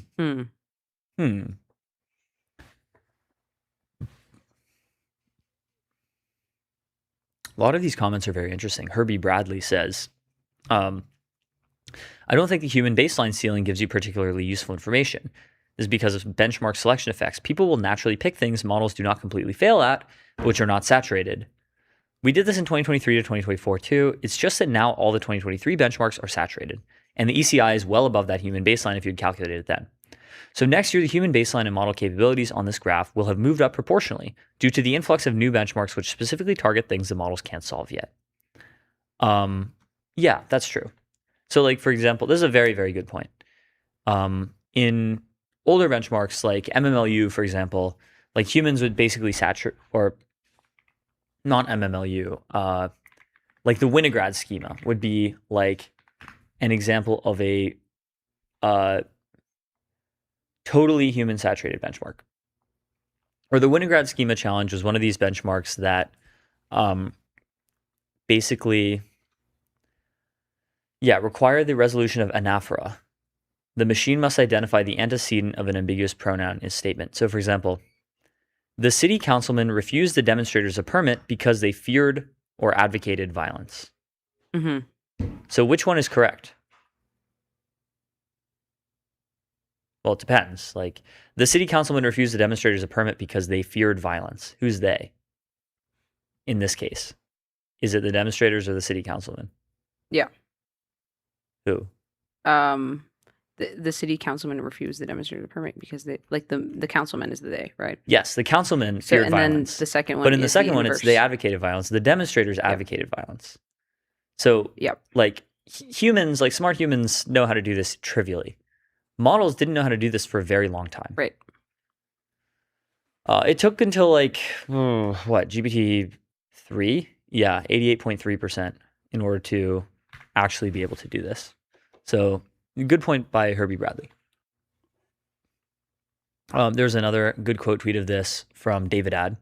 If your definition of AGI is better at most tasks than per task expert humans, back in the day we used to call this ASI, that is coming next quarter. I mean, what are has somebody made a list of the sort of categories of cognitive tasks? Because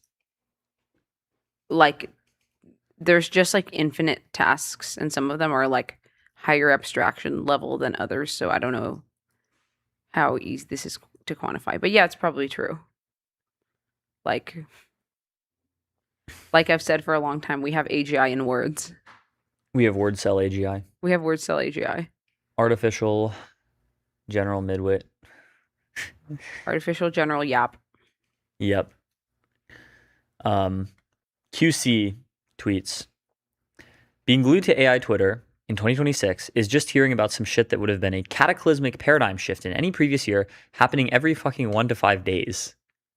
Yep. And then he quote tweets, it just keeps happening. Yep. I wonder if like my mental age is just so much higher because it feels like I go through all of these like OODA loops so fast. Like I feel older. On the inside, I'm like an aged like 60-year-old man. I'm chopped and onk. Like I feel like I've really seen some shit, you know? But then in reality, it's not. It's just I just spend so much time on the internet. There's actually a really good post about this I'm going to try to find. Oh, also over the weekend, there's all this Leopold discourse. Leopold got married last weekend. Leopold Aschenbrenner and Avital Balwick got married in Carmel. Unfortunately, we were invited. We couldn't make it. We were not invited.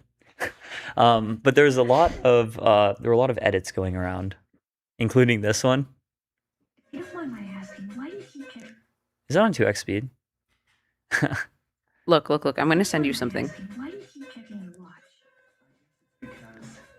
That's so good. Holy shit. This is so funny. I actually think, yeah. That's so good. These are so funny. Yeah, well, Leopold, like, here's the thing. Like, the photo of Ken Griffin doing this is hilarious. It's such a good How do photo. I get like a headshot of me looking super evil with my eyes looking very blue against a black background? Can we do this? This could be easy to just AI generate. Production. Like you could one-shot this actually I could right one-shot now. this, I think. No, but I think Leopold is going to become like a Zoomer household name. He is. I mean, he's not SF. yet. I mean, like every Zoomer will know him. Like probably by halfway through next year. Like he's just going to completely blow up in the mainstream. It's going to be crazy. I'm Kira. I can't believe Ken Griffin killed an A Leopold. Skinned him alive. No. Leopold will do fine. This is we were talking about this yesterday. Leopold will, or on Friday. Leopold will be fine. And the people hating on him don't know what they're talking about. Ray at Dystopian GF. I don't know who this is.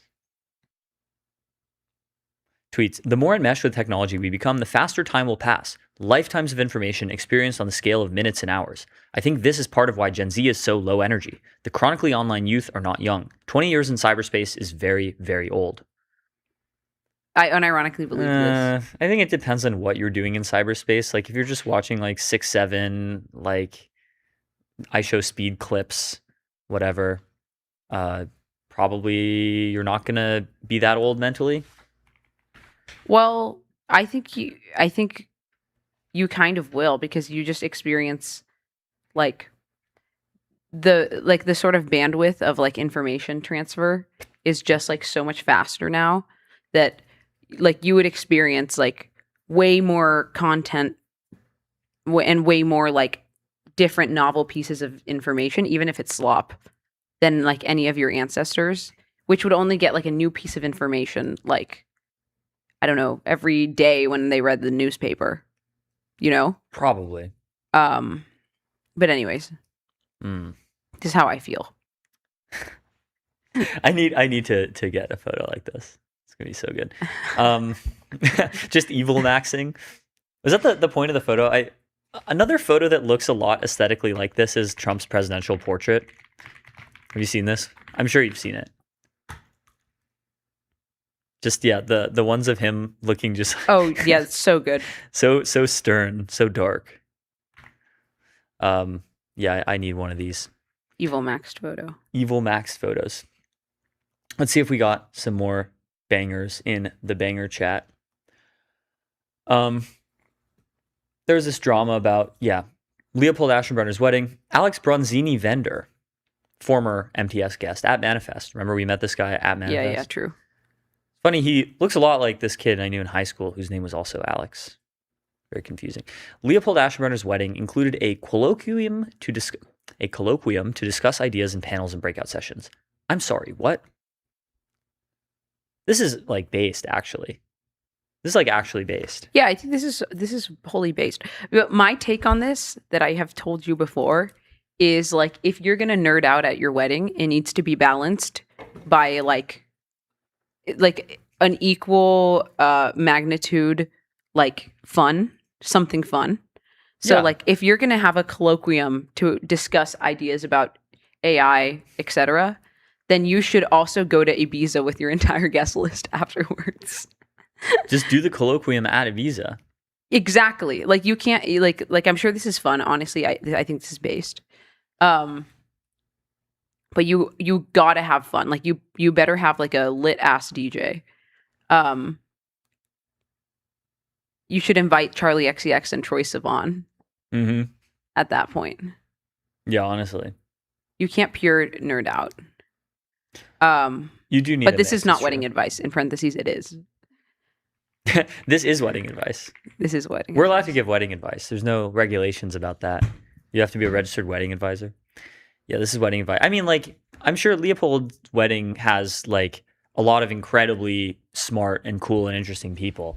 So why would you not have them talk to each other in structured ways? Of course. Of course you should. Yeah. Should we talk about our sponsors?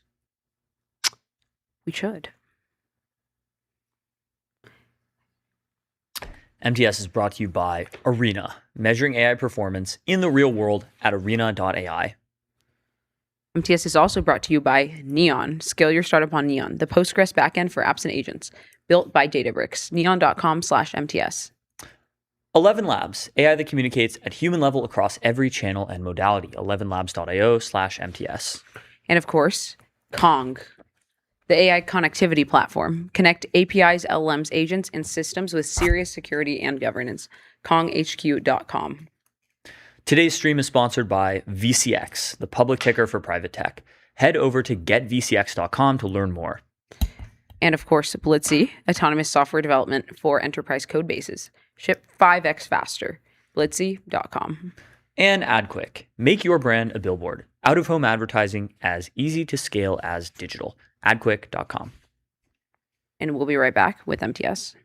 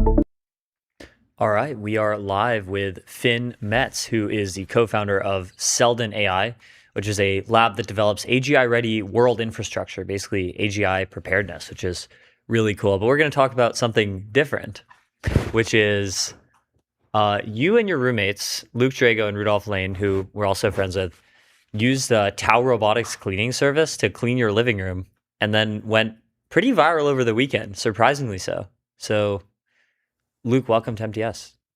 Or Finn, welcome to MTS. Thank you. Thanks for having me. Glad to be here. Yeah, we had quite a turbulent weekend over our flat. For some reason, our living room went viral all over the internet, and we got to see it on various X channels, memes, and news outlets. Yeah.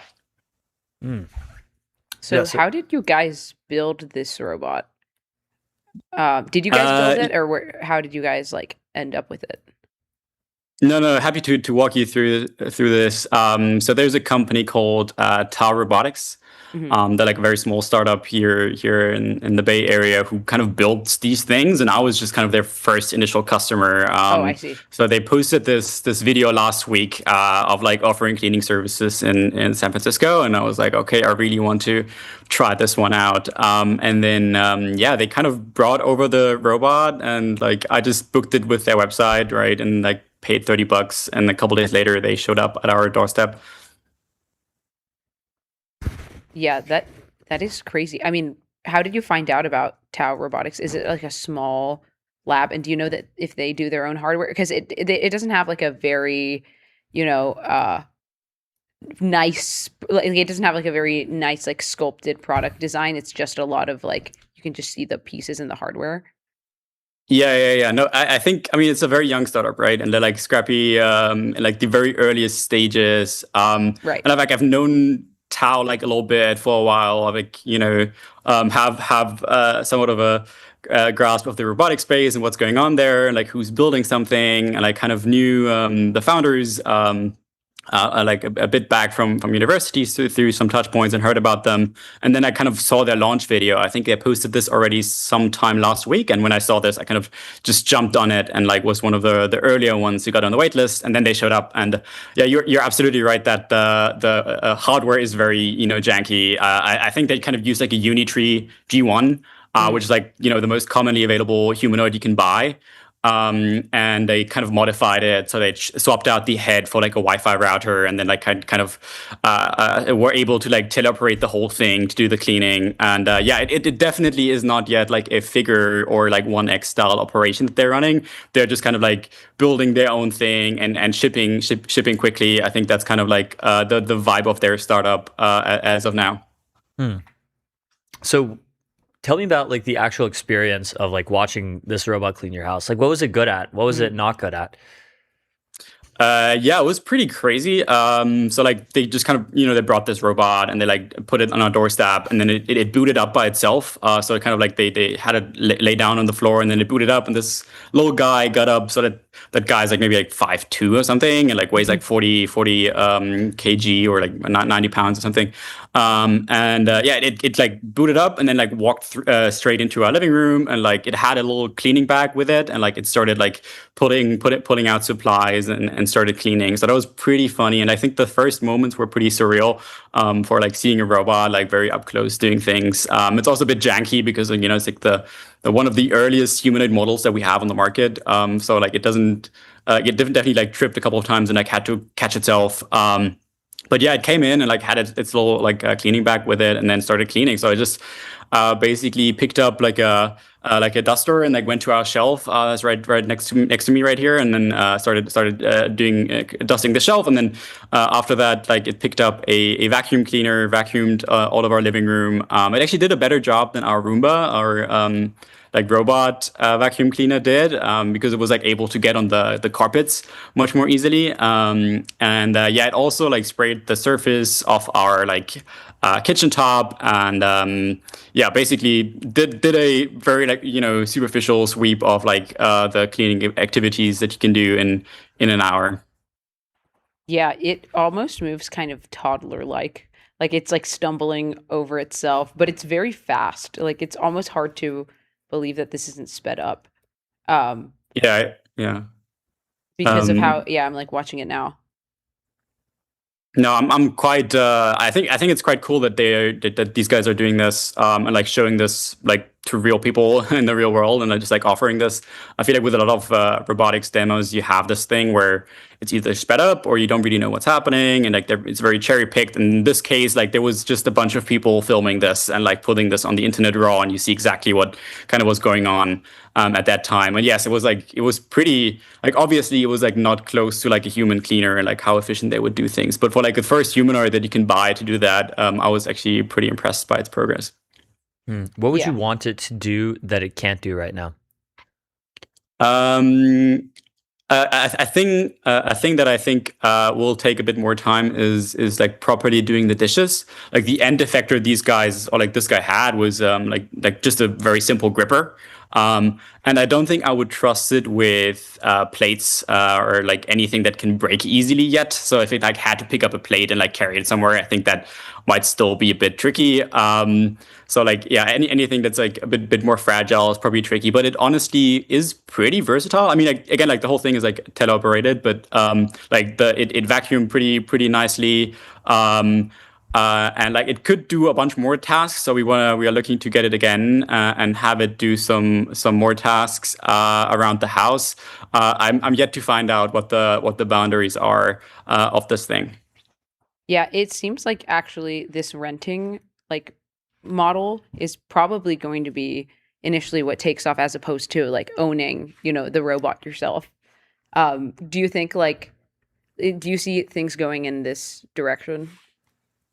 Yeah. I mean, I think this is like for the most part, this is a way to get good training data for robotics, right? So there's like different ways you can collect training data and like actually get your robots to get good at certain things. I mean, I obviously can't speak for the founders, but like generally in the industry, like you have different ways, and like most like frontier labs are very close, and they don't really want to have people look at their progress and know exactly what they're doing. But these guys just go out in the field and collect the data, and I feel like this will also be subsidized through that like data collection effect for quite a while. So like there also was like people with the robot, of course, right? The robot was not by itself, but there was like people like babysitting the robot, and like I think at some point swapping a battery. And I think that's kind of like the situation that I expect in the next couple of years of like this kind of being subsidized and being used to like acquire customers, know exactly what they would be willing to pay for, and also just to like collect data and like evaluate failure modes of the robot. And then yes, I think at some point in the long run, you will hopefully be able to acquire a robot, right? I think there's some robotics leaders have made some pretty large claims around when they're going to ship them and when they're going to be useful. We'll see how those will turn out. But yeah, for now, you can probably start renting these things and have them show up at your apartment every once in a while and do some simple tasks. So tell us about Selden. What is Selden? What do you guys do for AGI preparedness? Yeah. Happy to talk about Selden. So at Selden, we have invested in AI security and AI safety startups over the past year. So we are an accelerator based in San Francisco, and we have like funded and like help founders in a bunch of domains around AI safety. Like some of the companies that you might have heard about, and I think maybe you covered some of them on the show here as well, is like Andon Labs, the vending machine guys. As well as like Luke and Rudolph from Workshop Labs, who like obviously now thinking machines, and like a couple of other people and companies that try to like push products and infrastructure that we need in order for AI to go well. So like I'm personally like a for-profit person, like a startup person, and I think that's like for like a certain issues in AI safety, that's like a great way to scale things. I think if you look, for example, at the AI 2040 plans, there's a lot of technologies that we kind of need to build in order to kind of like deal well with the transition. Maybe like compute verification being one of them, which is a problem that another company that was in our first batch called Lucid Computing was working on. So we broadly just try to help founders start organizations that have an impact on making AI go well. And like like that's broadly the mission that we've had with Selden in the past. Yeah. How do you see sort of like intelligence broadly extending into like the physical domain? Are you thinking about that at all? Yeah, I mean, like I think On the safety security side, I think I'm mostly for like robots and humanoids in particular. I see it more as a Waymo case of like, I think Waymos are broadly good. I think there's less accidents. I think that's like, like I don't like if somebody else wants to clean my room, I think that's great. Like there's like two scenarios when we talk about AI safety that I'm broadly concerned about. One of them is basically loss of control, and I think the stuff that's currently happening at the labs with recursive self-improvement is like a different thing, and like that's just going to be like happening inside big computers that are run by the labs, and that kind of will. There's like a lot of ways this could unfold in like very, very different ways. And like there's like areas like biosecurity and cybersecurity, maybe even like persuasion, manipulating users that are like more urgent issues. So like that's like loss of control. Whereas like I think robotics is actually not. I don't see it as like a primary like part of this like threat model. Right. And then the other thing is like a thing that I'm like broadly worried about with AI is like gradual disempowerment, power concentration, et cetera, et cetera. I think that's like more on the horizon with robotics as well, right? So you wanted to like do tasks and jobs and like that also humans are currently doing. I think the difference that we have here in comparison with white collar jobs is that's very predictable, as in you kind of know how many robots are being built at the moment, and it's not that many. So like overall, we have maybe shipped, I don't know, maybe 30,000 humanoids, and like barely any of them are doing useful work. I think the example that we had in our house, like one of the earliest ones that actually can do anything useful. And like with like robots, you can actually like look at the numbers of like how many robots do we have and how many are we going to have next year, and like prepare for that a whole lot better than you can for like white collar automation. So I think with white collar automation, you have a thing where Anthropic publishes releases a new model, and like all of a sudden from like from one day to another, like a whole industry or a whole like job is kind of like thrown on the bus. I think when we were kind of seeing this like with mathematics right now, right? With as soon as it like crosses a certain threshold, a lot of things just like become like more economically valuable if they're done by a human, by an AI. And I think with robotics, it's like way slower, and like we have a better way of like thinking about this. But obviously, in the long term, this will also unfold, and like we will see, you know, hopefully like robotics and robots doing a lot of the work, and like keeping all of our offices clean at night, and like fixing all of our streets and all that stuff. But we are still like way further behind than we are in the software and the digital world. Yeah, well, hopefully we will all have robots cleaning our house soon. Thanks so much, Finn, for coming on MTS. Thanks, you. Finn. Great to meet you. Great to meet. And we'll be right back. We'll be right back.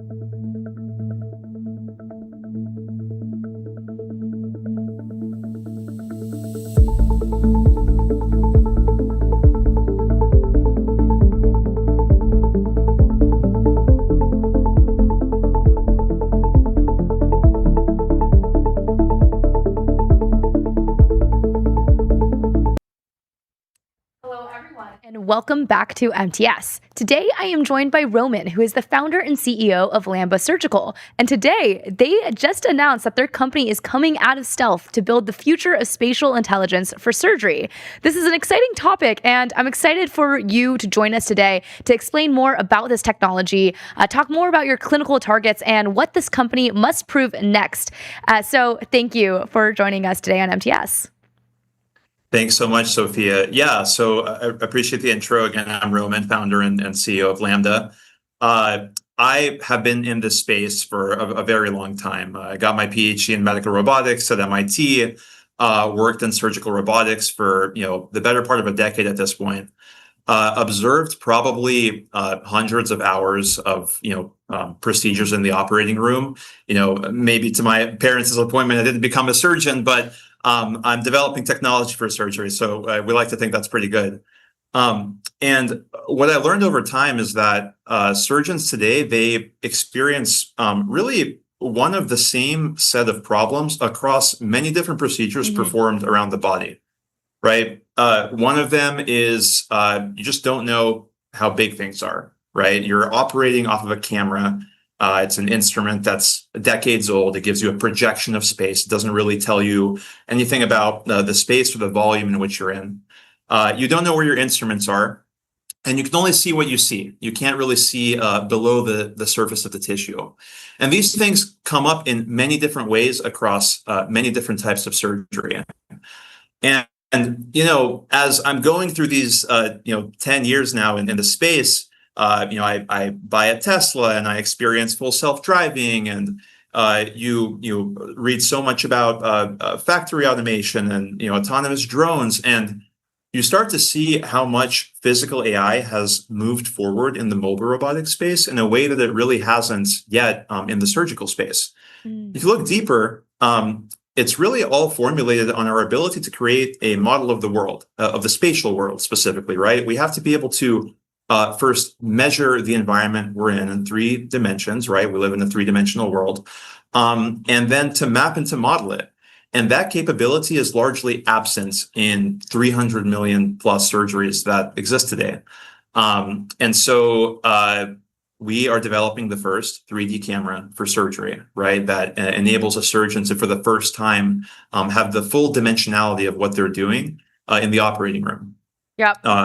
I don't know if that answers your question. I feel like I put on my founder hat and just started pitching. No, this is great. But one of the things I did want to unpack even more is what you guys mentioned around sub-millimeter accuracy. So that's pretty crazy. How do you actually test that amongst other things? Say there's blood, or there's smoke, or there's some tissue that's slightly different, or there's contamination on the lens. There's all these factors that might actually affect the physical mechanism behind how you actually get robots to be so accurate. So how are you able to actually do that?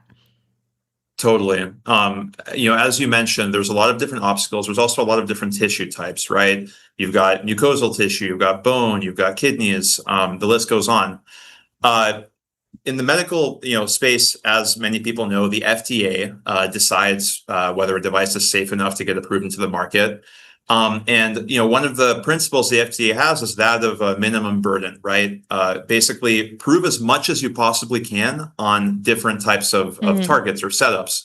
So we're doing as much as we can on the benchtop. There's actually a lot of things that can mimic biological tissue. For things that we need a living, breathing human for, we're actually planning a clinical study. It's going to launch in a couple of months.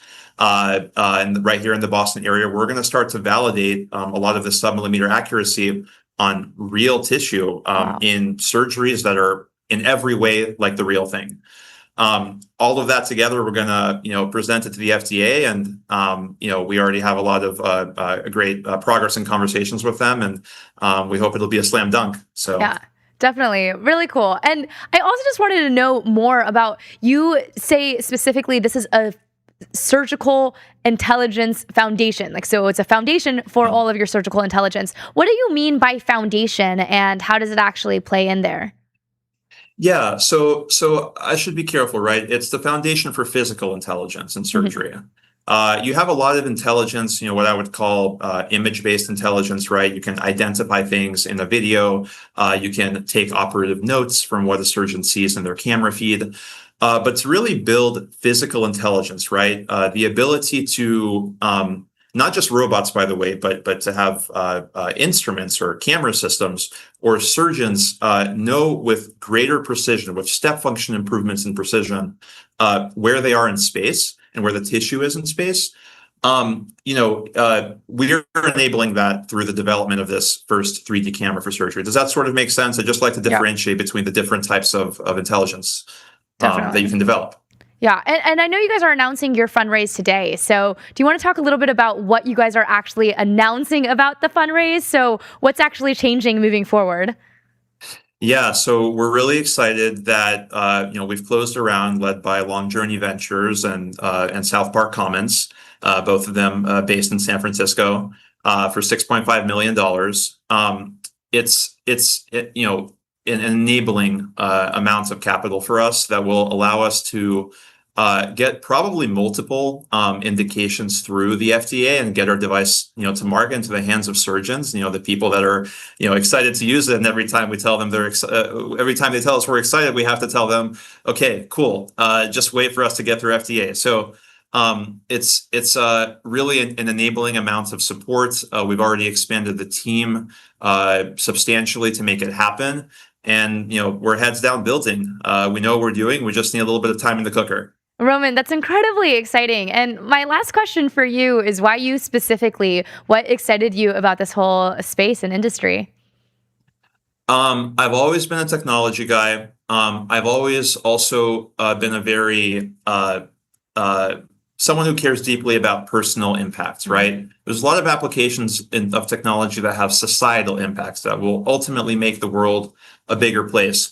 For me, I've always wanted to do medicine because, look, it's a way to see your impact on a specific patients, right? It all comes down to really making patients' lives better, and also in a way that, surgeons can use that technology to make patients' lives better. And so I'm just really excited about this space. I think there are not enough people in this space. And I think that as we've seen with other types of technology, you're going to see more and more companies in what is now called the tech med space emerging that sort of follow a lot of the trends that enabled mobile robotics, except in the operating room. Yeah, so, definitely. I'm in surgical guidance, surgical visualization, robotics through and through. It's a field that I love, and it's a field that I want to devote my career to. Yeah, amazing. Well, Roman, I did want to thank you for coming on today at MTS, sharing more about what you guys are building. This is, and congratulations again on coming out of stealth. So congratulations with everything that's happening with Landum Surgical, and thank you for coming on MTS. Thank you so much for having me, Sophia. It was awesome. And we'll be back with MTS.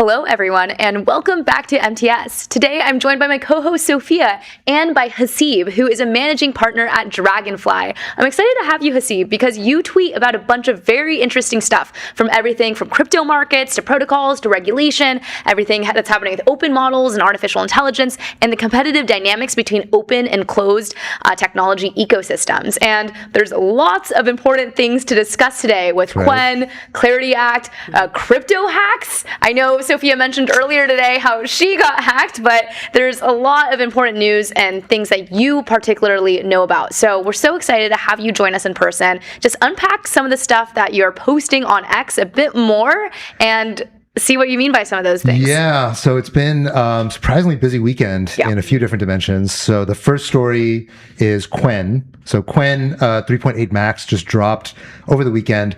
They'd already released the model, but they didn't release any benchmarks, and they didn't announce when they were going to be open sourcing it or releasing the weights.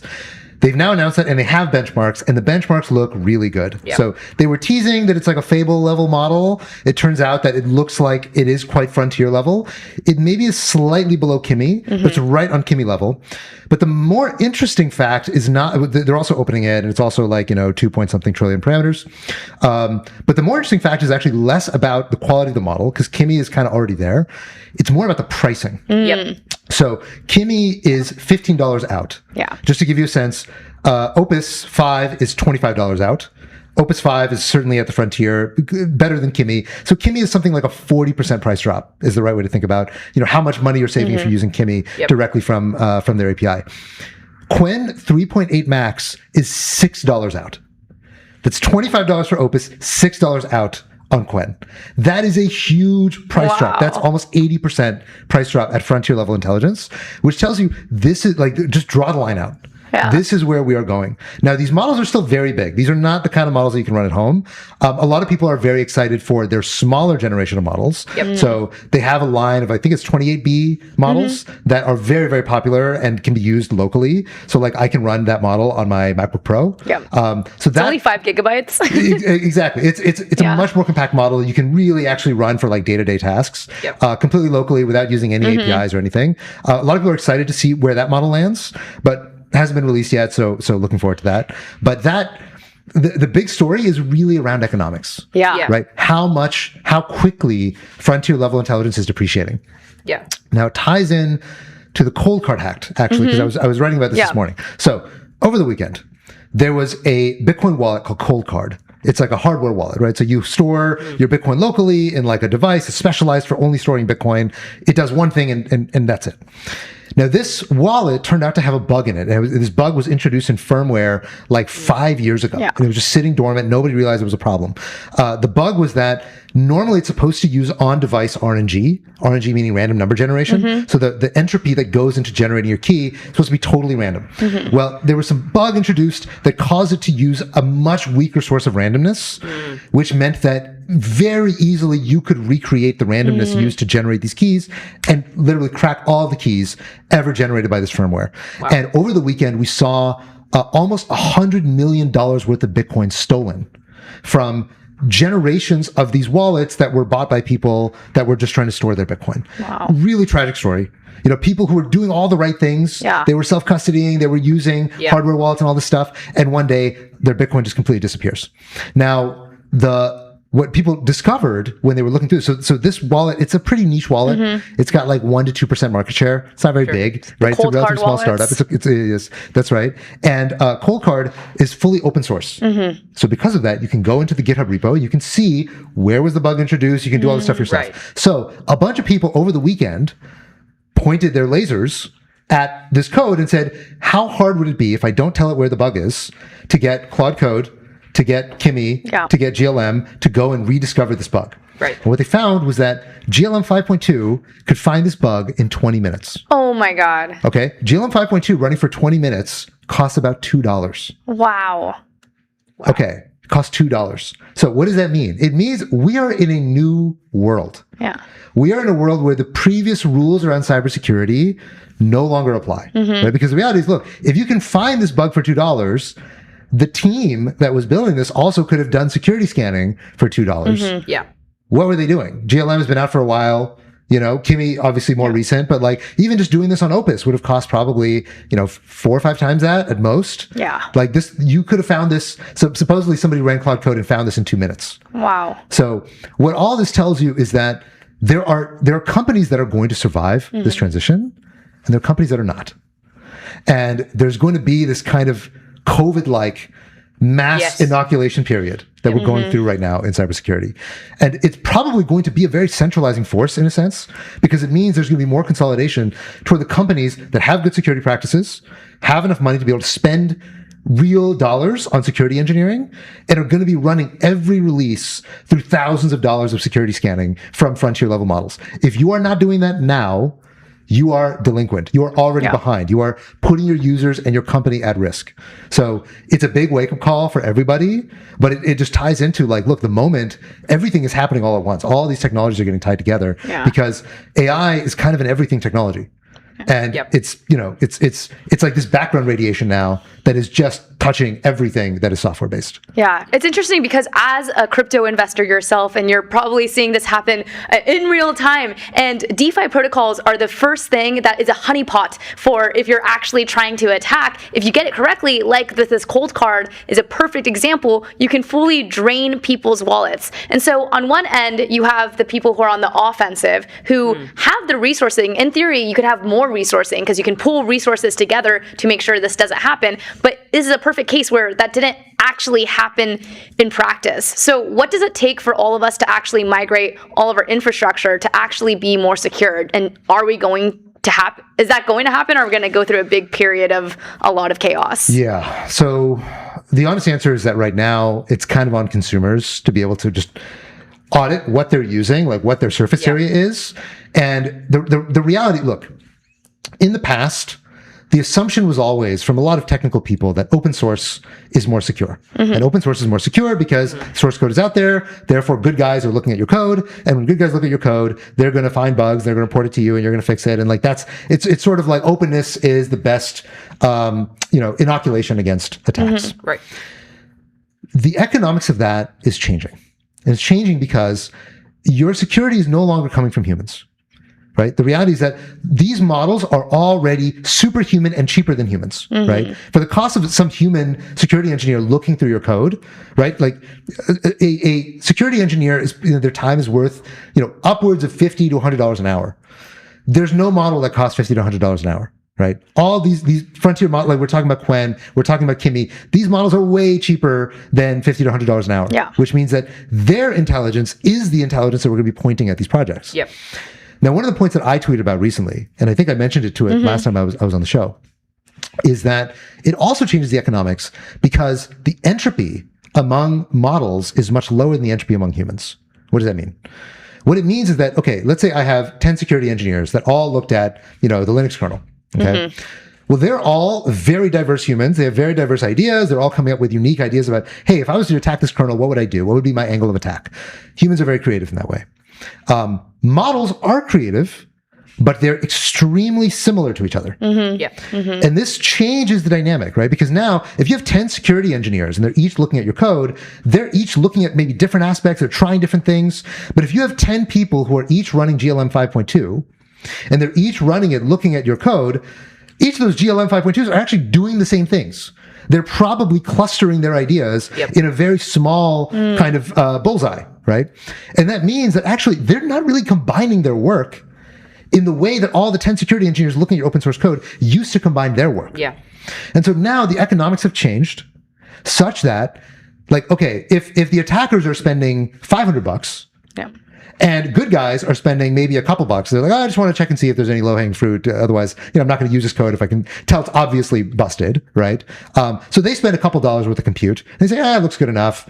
This is, it's a well-funded project, open source. Yeah, I guess I'll use it. But North Korea is spending $500, $1,000, $2,000, just grinding, running multiple agents overnight, trying to find an attack. Okay, that means that no matter how many good people are spending $2 worth of GLM compute on you, they will never be able to find the things that, like, the sort of the depth of the tree that North Korea is searching for. You'll never get there. None of the normal users will ever get there, which means it's only really on the company. The company is the only party that can coordinate enough compute to be able to actually expand the search space enough to out-search an attacker. So, look, it means that the value that positive security engineers, coming and throwing a couple dollars of compute at your project, they no longer really add together in any meaningful way. Yeah. Right? They're not adding any incremental security. But it does mean that attackers have the same problem, right? So if North Korea and Russia and China are all trying to hack your protocol, but they all spend, let's say, $5,000 each. If you spend $10,000, you will actually find everything that they can find and more. Sure. Yeah. Right? Which, in that sense, it benefits defenders over attackers in the long run, because it means that, well, look, the company can actually outspend any individual attacker in principle, and that used to be not sufficient defense in the old model because of the fact that attackers were uncoordinated with each other, or uncorrelated with each other. So, long run, my answer is that I think this is good. The new equilibrium is good. It ultimately means that we're going to have more secure software. And there are things like formal verification, basically being able to provide these software-based mathematical proofs of the correctness of code that are a lot easier and fundamentally favor defenders over attackers. In the short term, there's going to be a lot of pain. And it's on you as a consumer, as a user of technology, to look through all the things that are dependencies in your software stack and just ask yourself the question, look, realistically, how much money are these guys spending analyzing this thing, right? If it's a small open source team that's just kind of grinding out there, doing this as a passion project, look, that's great. We love that kind of stuff. But the reality is that if it's mission critical, if it's controlling money, if it's, if this thing gets hacked, like what's the consequence? You really need to start thinking through those things more seriously with more of an economic lens than you did before. I'm curious how this actually works for crypto, because so many of these open source protocols are backed by foundations, and these foundations don't always have the most money. So if you're competing between foundations that are strapped for cash and something like the North Korean government that has all of the incentive to put as much money as they can, because if they hack something, they get a giant honeypot of a reward, how does that actually play out in practice? It's a good question. So what we're seeing in DeFi is that actually, so the rate of hacks this year is actually pretty normal net in terms of dollars hacked. But the amount of incidents has gone vertical. So we are seeing all-time high, I think month before last and this month, June and July were both successive all-time highs for the number of incidents in DeFi. But most of these incidents are small. So we're seeing very small dollar hacks where it used to be, most of the time, attackers really concentrate on big money protocols. So, the famous Axie Infinity $600 million hack, that kind of thing is where attackers are spending their time. Today, now you can just chuck something into GLM 5.2 and say, hey, go look at this, $1 million little mom and pop protocol that just some teenagers came up with. And, is it really worth my time to try to figure this out if you're a human? But if you can spend $2 a compute on it, why not? The prize is maybe a few $1,000s or tens of $1,000s or $100,000. So what we're seeing is that those kinds of hacks are going nuts. Yeah. And it's really leading to this tale of two cities that actually the bigger protocols are actually very secure. So you're seeing Uniswap and Aave and all these things that are very large and well funded. They're doing the AI hardening. These are sophisticated teams. They have the capital. They have the ability to run all the stuff through AI hardening software. It's the small teams that you really have to worry about. And I think you're going to see this across the board, not just in crypto. Crypto is just the easiest place to be able to monetize these attacks once you have an in. Yeah. Right. What about the age of software or hardware, like we saw in this case? Like you mentioned, this was actually a quite old piece of hardware. Does that increase the risk? And what do we do about legacy systems? Yeah. So it's not just that the hardware was old, but that the firmware change was introduced 5 years ago. So you can see that in the commit history. They've introduced firmware updates since then, and they just now released a firmware update over the weekend that's like, hey, this fixes this. Which is insane, obviously, they're way too late to be worrying about that. But this code has been dormant. So this is not this is old software, you should have updated your firmware, blah, blah, blah. Yep. That's not what this is. Right. Now, there are many cases like that. And, where I worry more than, obviously right now we're worrying about things like crypto because this is raw money. One worries as well about things like banks and financial institutions. Yeah, of course. The places where I'm most worried is not even so much in the software world as it is in the infrastructure world, in the traditional sense of infrastructure. Like what's going on in power plants? Yep. What's going on in like, water desalination plants? What's going on in like, places that are, I don't know, running the pipes that come from the aquifers that are sending supply chain attacks. So, basically the supply chain of society. Yes. What's going on there? Because those systems, I can't even imagine what's going on in those worlds. Now this is, things that you're not doing for money. Yeah. This is stuff that, you might think that Russia or China, as part of their overall approach of cybercrime against the US, is very incentivized to try to knock some of those things out. Or Iran, for that matter. We know that they're trying to target cybersecurity infrastructure within the US. So that's where I would be worried. Yeah. But, I don't know. Like right now, if you're purely financially motivated, that's obviously not where you're starting. You're starting in crypto because hacks are instantaneous, and once the hack is done, the money is yours. Yeah. So I guess obviously that's very concerning. I guess when it comes to like creating a very robust cyber defense system, do you think it just like weighs on the U.S. government to come up with this sort of system? Are we going to have I don't know, a Manhattan Project, but for all things cyber capabilities? Like that almost seems more likely and necessary now to me than that for models.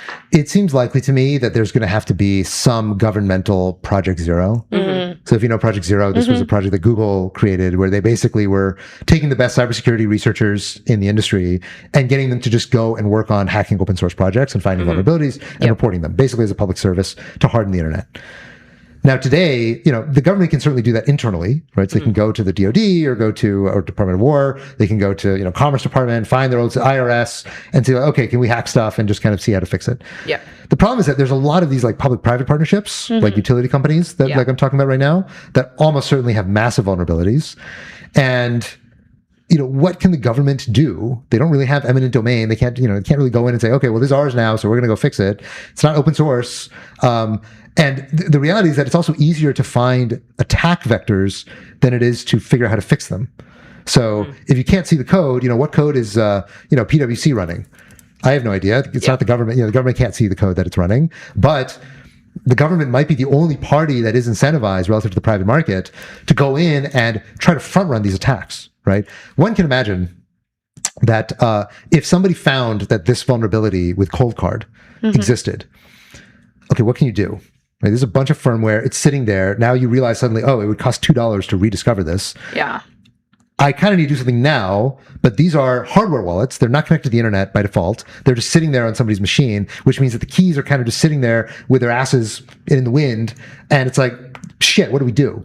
The only real answer is to hack them first, take the Bitcoin, and then initiate some kind of claims process by which if you can prove that you bought a Cold Card wallet, and you can prove ownership of the key, we will give you the coins, right? Now, that's a crazy move. We kind of need to first create legal protections around if people do something like this, you have to know that they're not liable, right? Right now, there's kind of a soup of laws. It's very unclear what you do as a good Samaritan. There's a lot of liability that people are worried about in doing this kind of thing. Right. There probably needs to be a government-backed group that is basically given blanket protection to be able to do this. That if you go in and hack a wallet, or you go in and hack, for example, a utility company, or you go in and hack a water desalination plant, that you are giving carte blanche. It is legal for you to do it. Because if you're in, you can potentially figure out how to fix it. And potentially figure out, is somebody else also in there? Yes. Is Iran in there? Is China in there? Right? And the reality is, okay, we can sit down and say, oh my goodness, what would we do? But it's also like, look, if there's a smoldering crater in the side of this building, the police should come here and check it out, as opposed to wait for you to call them. I think that's the reality where we are today. Will the government do this? I'm doubtful. I think they'll probably do it once it's too late, once a couple really bad things happen, probably when there's either real damage or real harm to human life. But that's on the menu.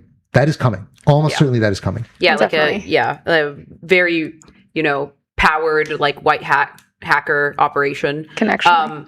Okay, so another part of this is also just how cheap the open source models are, especially when obviously Hugging Face was found by GLM, but we don't have that in-house. We don't have open source models of this capability in-house that are also really, really cheap.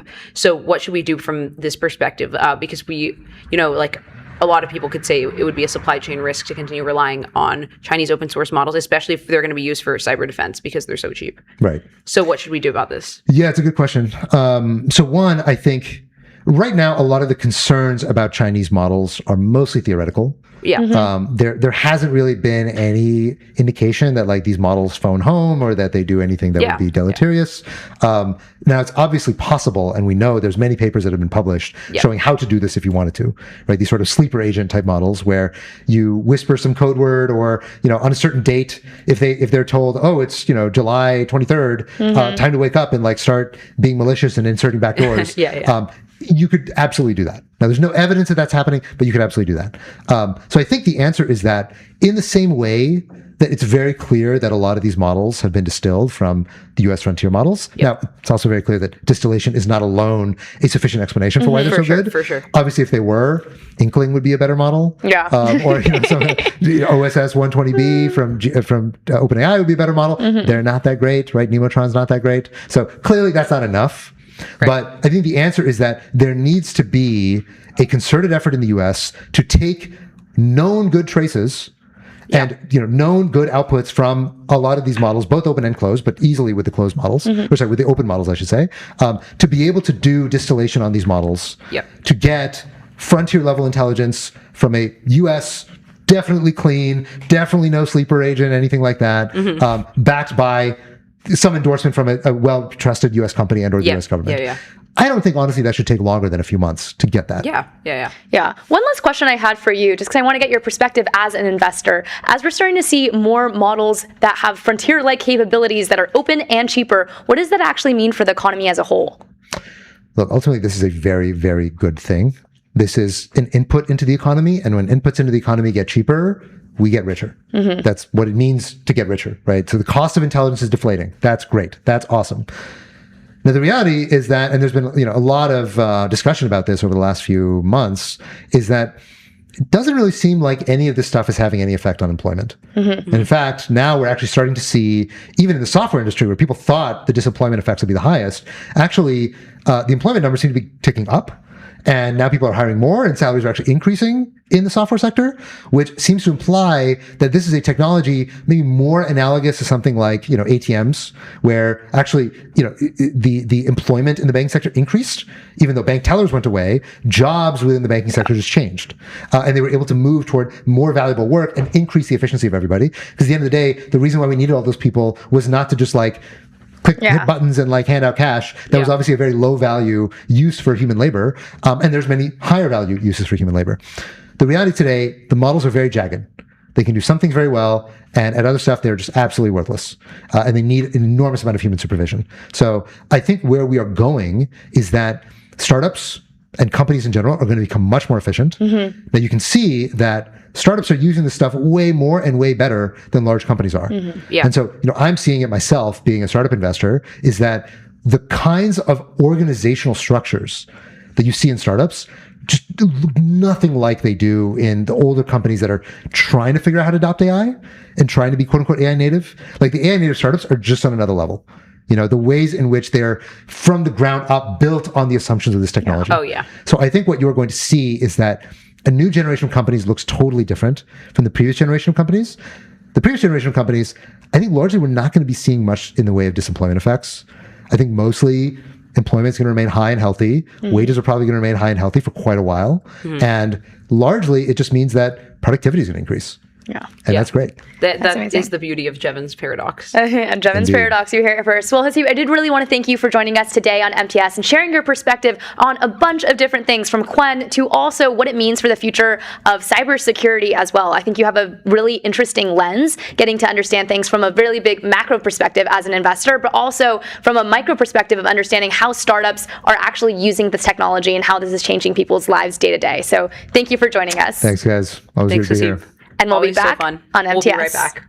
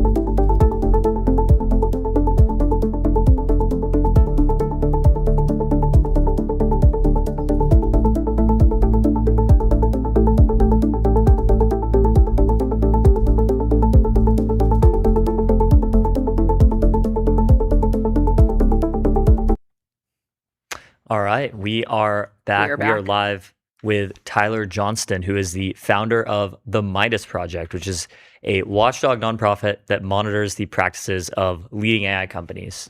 So, pretty interesting, very topical. Tyler, a fellow situation monitor. Mm-hmm. Thank you so much. Yes. What should we start with? There's just so much. I guess we can start with how AI labs are monitoring their own security internally. Mm-hmm. Because there have been some lapses in this with OpenAI and Anthropic, and we ended up getting like the Hugging Face incident, and then something similar, not quite as bad, but similar coming out of Anthropic. So what's going on inside the labs on security? Yeah, I mean, I think it's fair to say deep learning has not hit a wall, and we are now in like kind of a new regime with what you might call like Mythos class models, or like the new kind of like long time horizon, extremely capable cyber offensive models. And so, I think that like all around the world, for-profit enterprises are struggling to figure out what they're going to do to harden themselves. Governments are struggling to figure out what they're going to do when there's a new kind of like nuclear weapon level threat that's on the geopolitical scene. I don't think we're there quite yet. Like the things we're seeing now are kind of the early omens. But yeah, given progress, it's like, I know you all agree with this, like 2 to 3 years until we're really kind of in the thick of it. Yeah. So what are some other, give a full sort of overview of the Midas project. So the Midas project is I don't know how. I say Midas. I don't actually know. I think it's a Greek word. So next, like, is it like Greek the Midas touch? You can ask them. Is it a reference? That's right. To that? Yeah. Which is Stuart Russell, the AI scientist, used to use this as like an analogy for kind of goal misspecification in AI systems. That you tell them the wrong thing and you get stuff like the Hugging Face incident. Right. I also just think it's like got interesting connections to like if you like have one thing on your mind and that's like market share, you're probably going to make some mistakes, and I think King Midas learned that. Yeah, totally. Yeah. So, to your question, we are a watchdog nonprofit that focuses on the frontier AI labs. And in particular, we're trying to identify stories about them that we think are under-discussed and important, and actually communicate those stories. This year, it's been through a lot of like long-form investigations that we publish at modelrepublic.org, which is a blog that we started in January. Last year, we were doing some standalone reports. Just last week, we launched a YouTube channel, Midas Project, so you can find us there. And I would say broadly, we have had a focus on kind of like niche stories that we think are important. Last year, it was OpenAI's restructuring. That was like kind of our core beat that we were following. And when that concluded in August, we pivoted more to following some of the AI super PACs this year and the political activities of the labs generally. We're also following the like safety frameworks and model cards and compliance with the emerging state law system more closely than I think most journalists and other media groups that are following this. Right. So tell us about astroturfing, because I think this is something that comes up often, but a lot of the times it's not actually fully, like you can't really point to any like, oh, here's a proof that I have that something was astroturfed. So what have you guys found? Yeah, and also there's a problem with astroturfing, which is like the like Two Castles meme, where it's like, oh, our glorious like media operation, their corrupt astroturfing.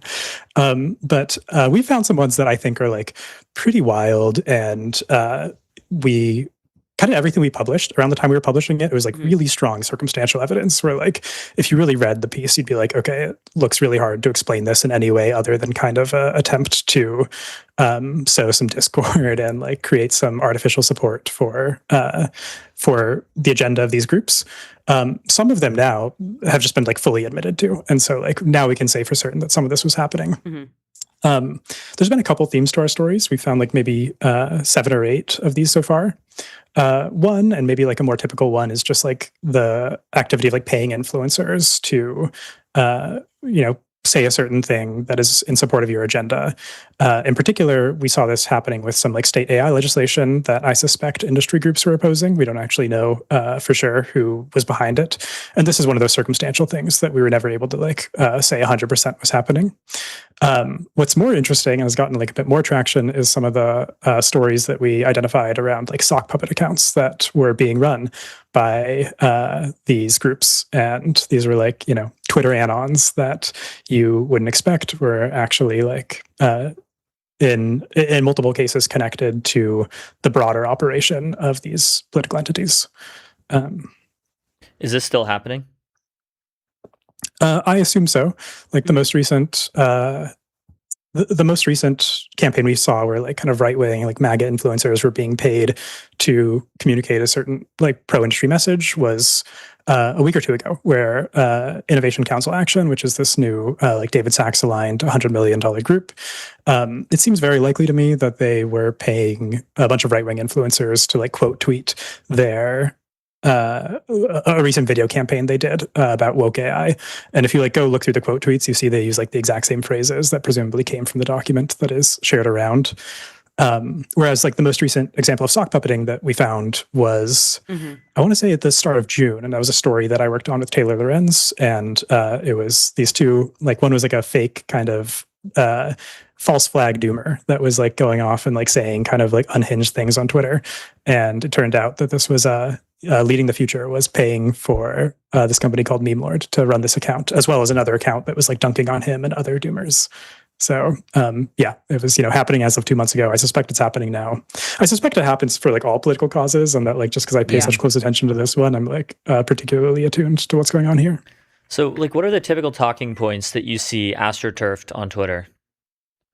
So one of the reasons it's easy to identify them is that they're very similar to the talking points that the groups themselves are using. So, a lot of like Leading the Future's talking points were about like the risks that like doomers pose to, the US dominating the AI race. And so in the case of these sock puppets, they were using very similar language. And that was actually like one of the tells in terms of like identifying it as a lead and actually following it through to the end, to where, in the case of the accounts run by Meme Lord, Leading the Future admitted that a vendor was running these accounts on their behalf. It was like very similar language to what the actual industry groups were using.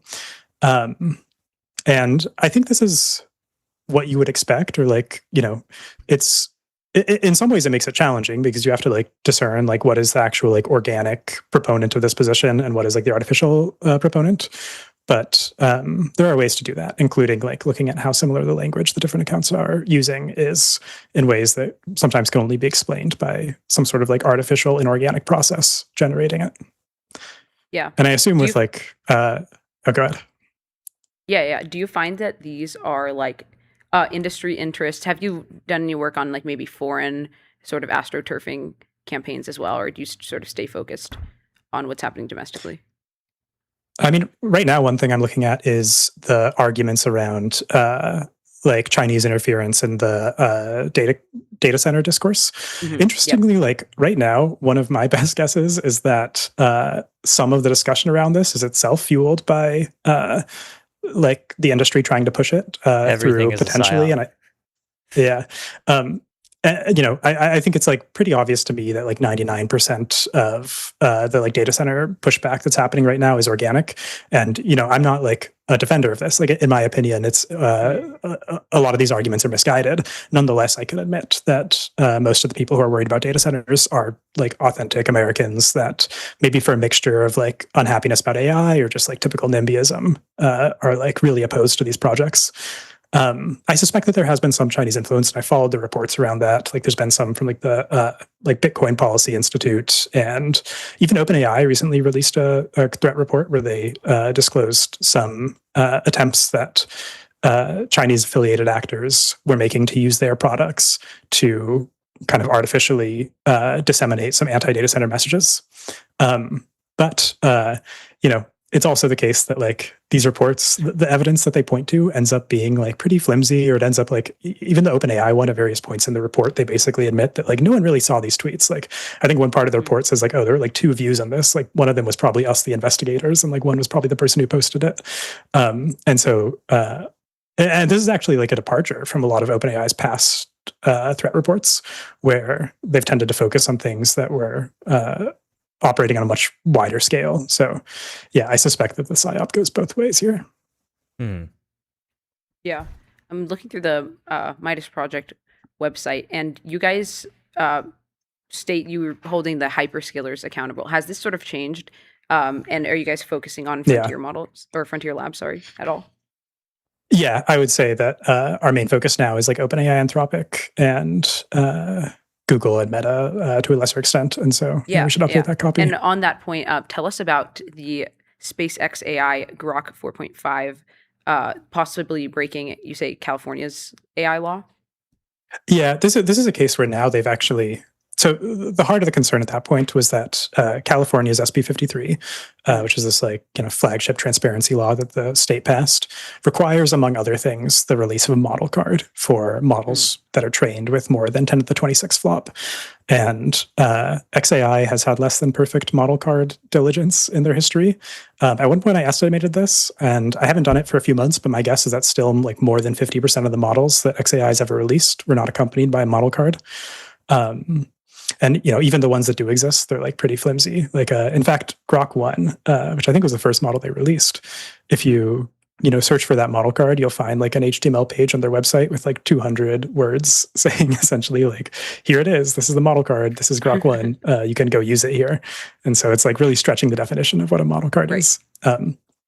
Anyway, when 4.5 came out, it didn't have a model card. 4.3, the previous one, also didn't have one. Both of these were potentially models that might have been covered under this law. And as long as they were, it would have been a violation of the law, which requires the release of the model card before or concurrently with the release of the model.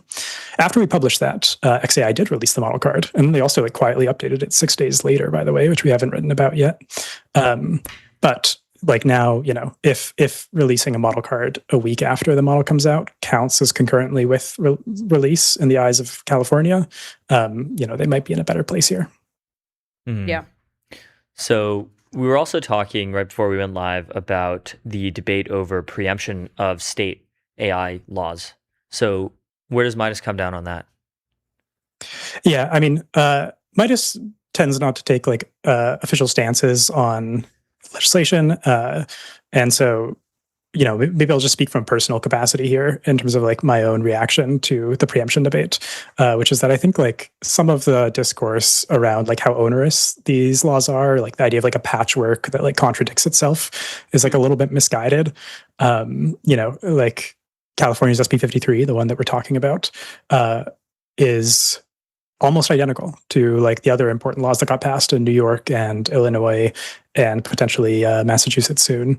And this is something that even OpenAI, who has been an advocate for preemption in the past, has praised this, acknowledged it. There was a blog post from Chris Lehane, their chief lobbyist, a week or two ago that called this an example of reverse federalism and said it's great that these states are taking this approach to legislation where they essentially just pass each other's laws. So I don't think we've actually seen an onerous patchwork take effect yet. And it's kind of a boogeyman that everyone's pointing at, but relies kind of basically on either could be laws that could get passed one day, or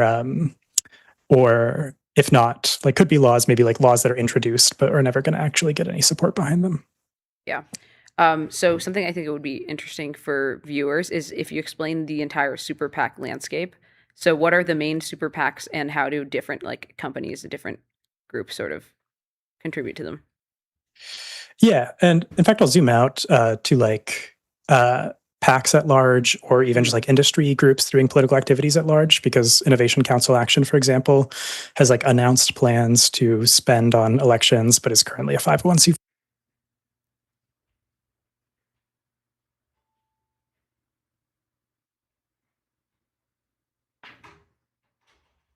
Mm-hmm.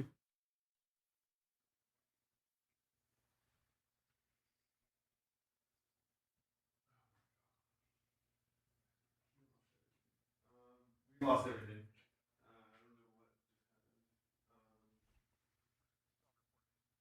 Sorry, you guys can stop. Everything just, the power just Wait, hold up. Sorry, Hold up. one Sorry. second. I think our power just went out. Yeah.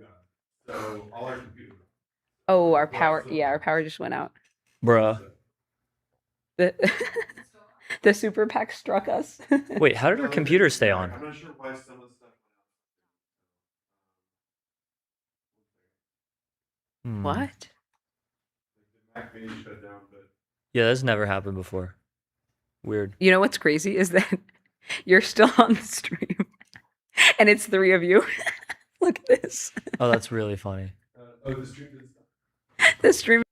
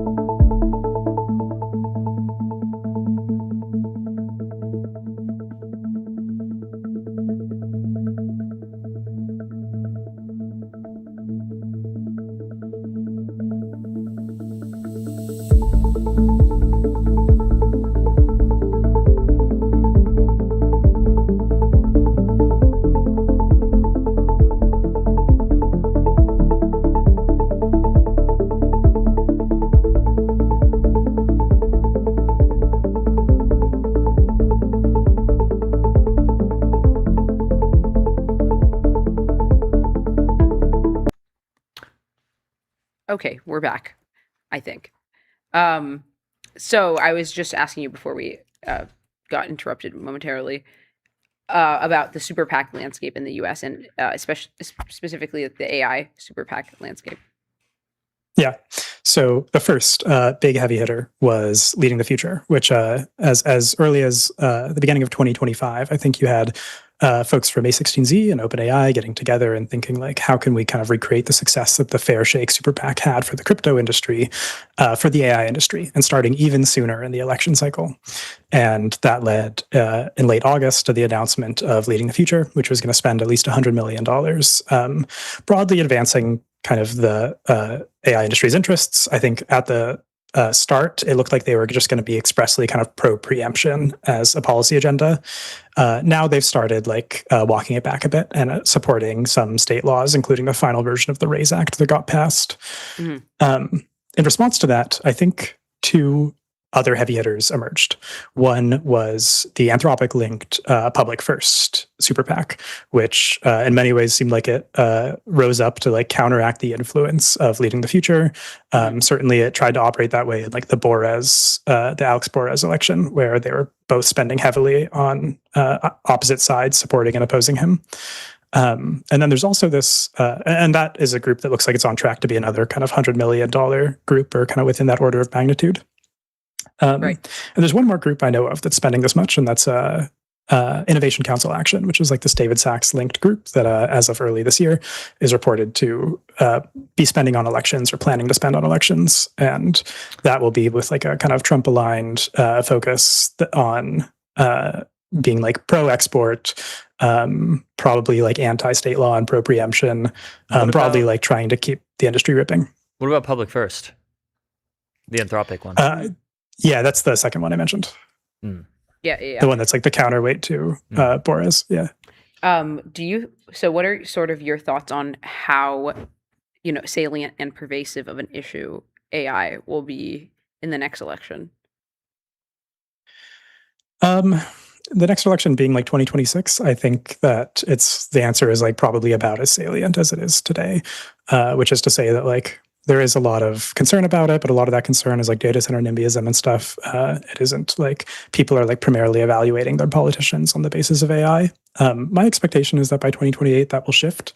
My favorite indicator to track is Gallup like asks Americans every month what is like the most important priority to you politically, and there's like many dozens of options in the poll, and one of them is like advancement of computers is like their word for it. But I think AI concerns will fit under that, and it's like fluctuated at around 1%, and it's still there now. So it's clearly like not most voters' number one concern.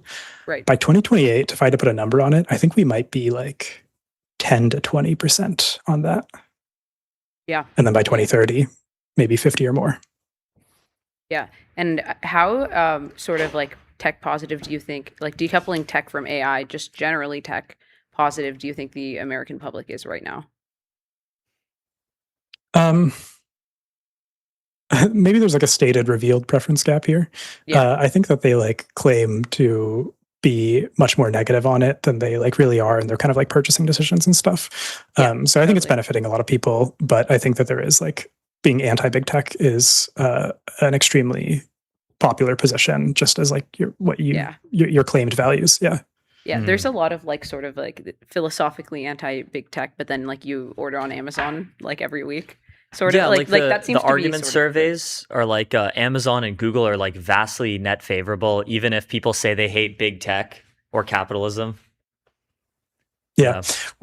One funny like galaxy brain strategy for the tech industry would be to eventually let some like very restrictive legislation get put in place, so it like becomes apparent to people how much they were relying on some of the infrastructure that these companies set up. Like GDPR and like the cookies thing was like that's a very small step, and that's been enough, I think, to like sour many people on European tech regulation, because it's like, oh, I have to like click this box on every website I go to. And so I think like it won't, in some ways, the importance that big tech has for people in their daily lives won't totally be apparent to them until they are deprived of it in one way or another. Right. Yeah. Well, all good points. Thank you so much, Tyler, for coming on MTS. Thanks Of course, so much, Tyler. yeah. Thanks for having me. And we'll be right back. Absolutely. With MTS. We'll be right back.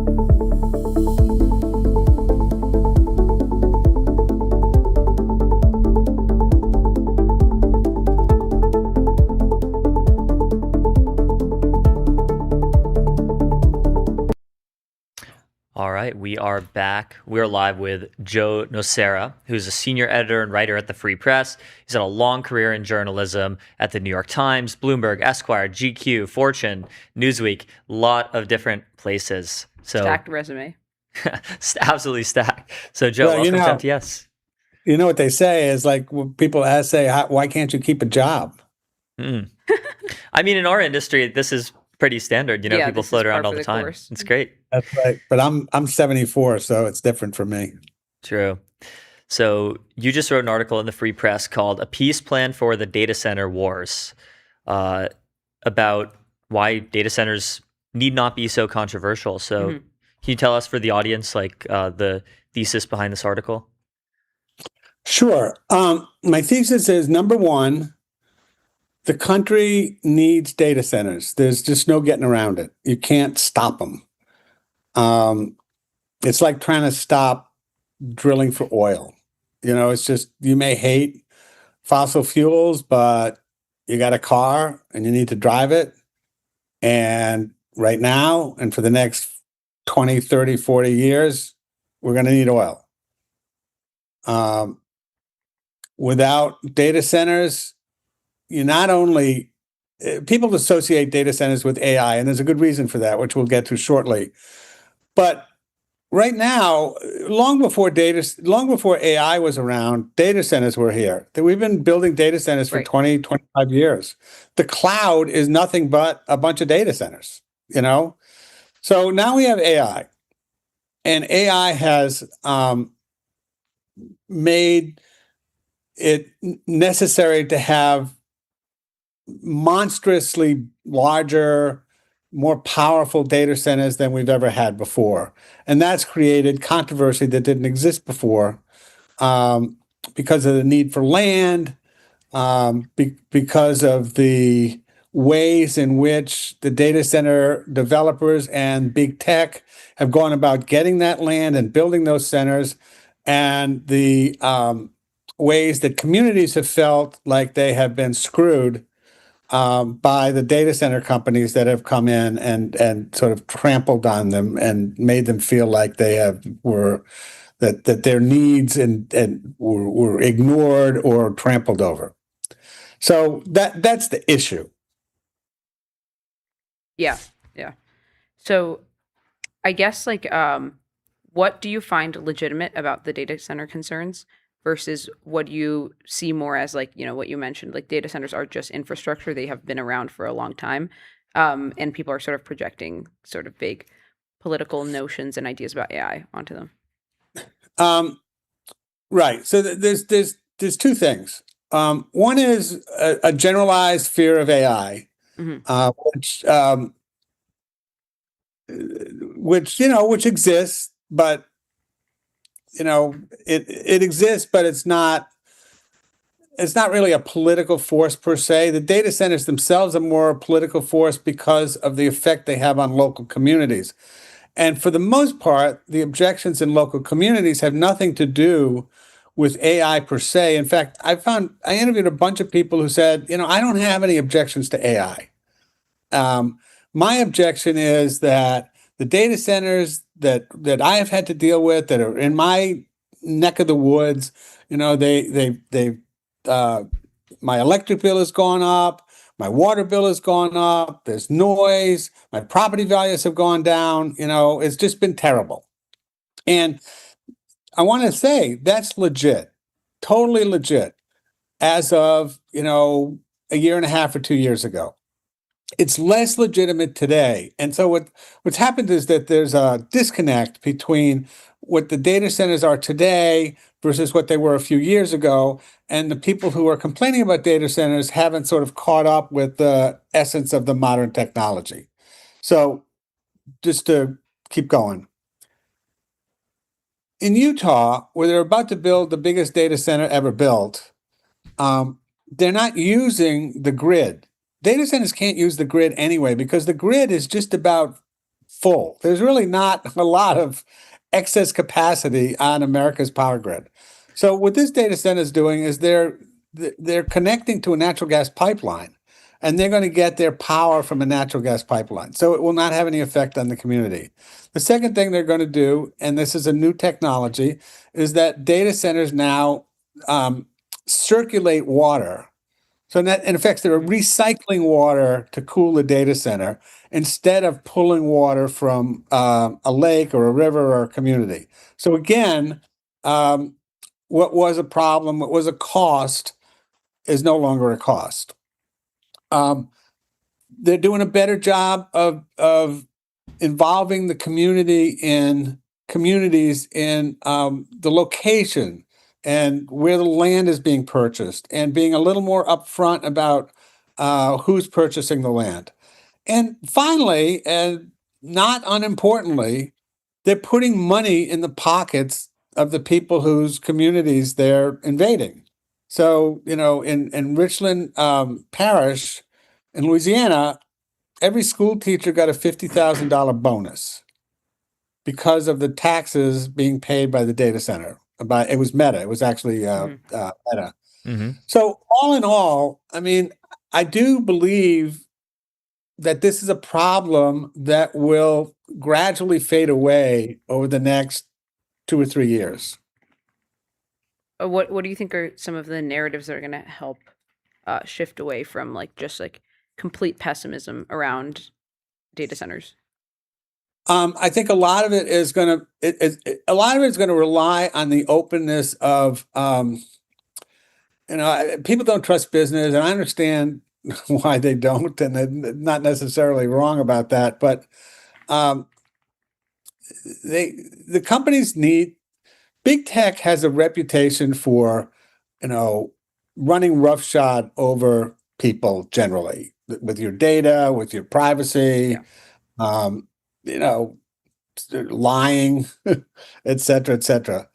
With data centers, if they do that in data centers, we will have situations where states will do what New York did, and they'll have a moratorium, and that is not a good thing for America. So the data center companies, both the developers and big tech, they just have to be more transparent, more open, more humble even. They just can't act the way they have historically acted, because if they do, it will be a disaster.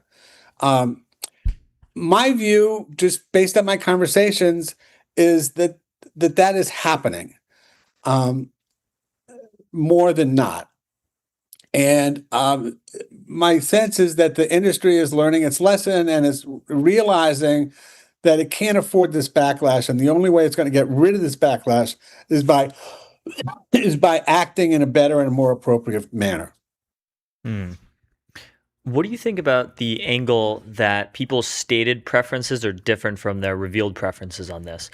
So people say they hate data centers, but they use ChatGPT, they use websites, they do all kinds of things. Drive, right? Yeah, they support the ability to use Google search and Amazon and ChatGPT, and they wouldn't like it if data centers got shut down and they wouldn't be able to use these services anymore. I don't think most people make that connection. They view a data center as this big ugly thing in somebody's backyard, and they view ChatGPT and Google and all of that as this other thing that exists in the netherworld. If there were, let's imagine that Bernie Sanders and AOC were to get their national data center moratorium passed, and you couldn't build any more data centers for a year. Just imagine that that's happening. What does that do for AI? It doesn't shut it down, but it prevents it from moving forward. It would be stuck in the place that it's at, because you wouldn't be able to add to it.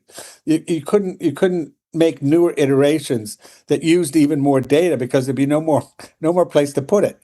So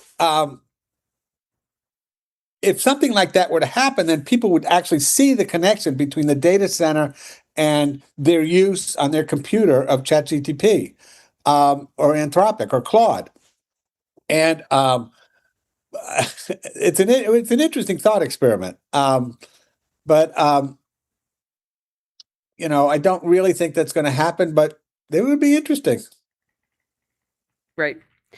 So, like, how do you think you alleviate like the broader concerns from the public, which are this kind of like skepticism of big tech? I think a lot of it is just because they're they're the most visible part of the economy that has a lot of like wealth concentration, right?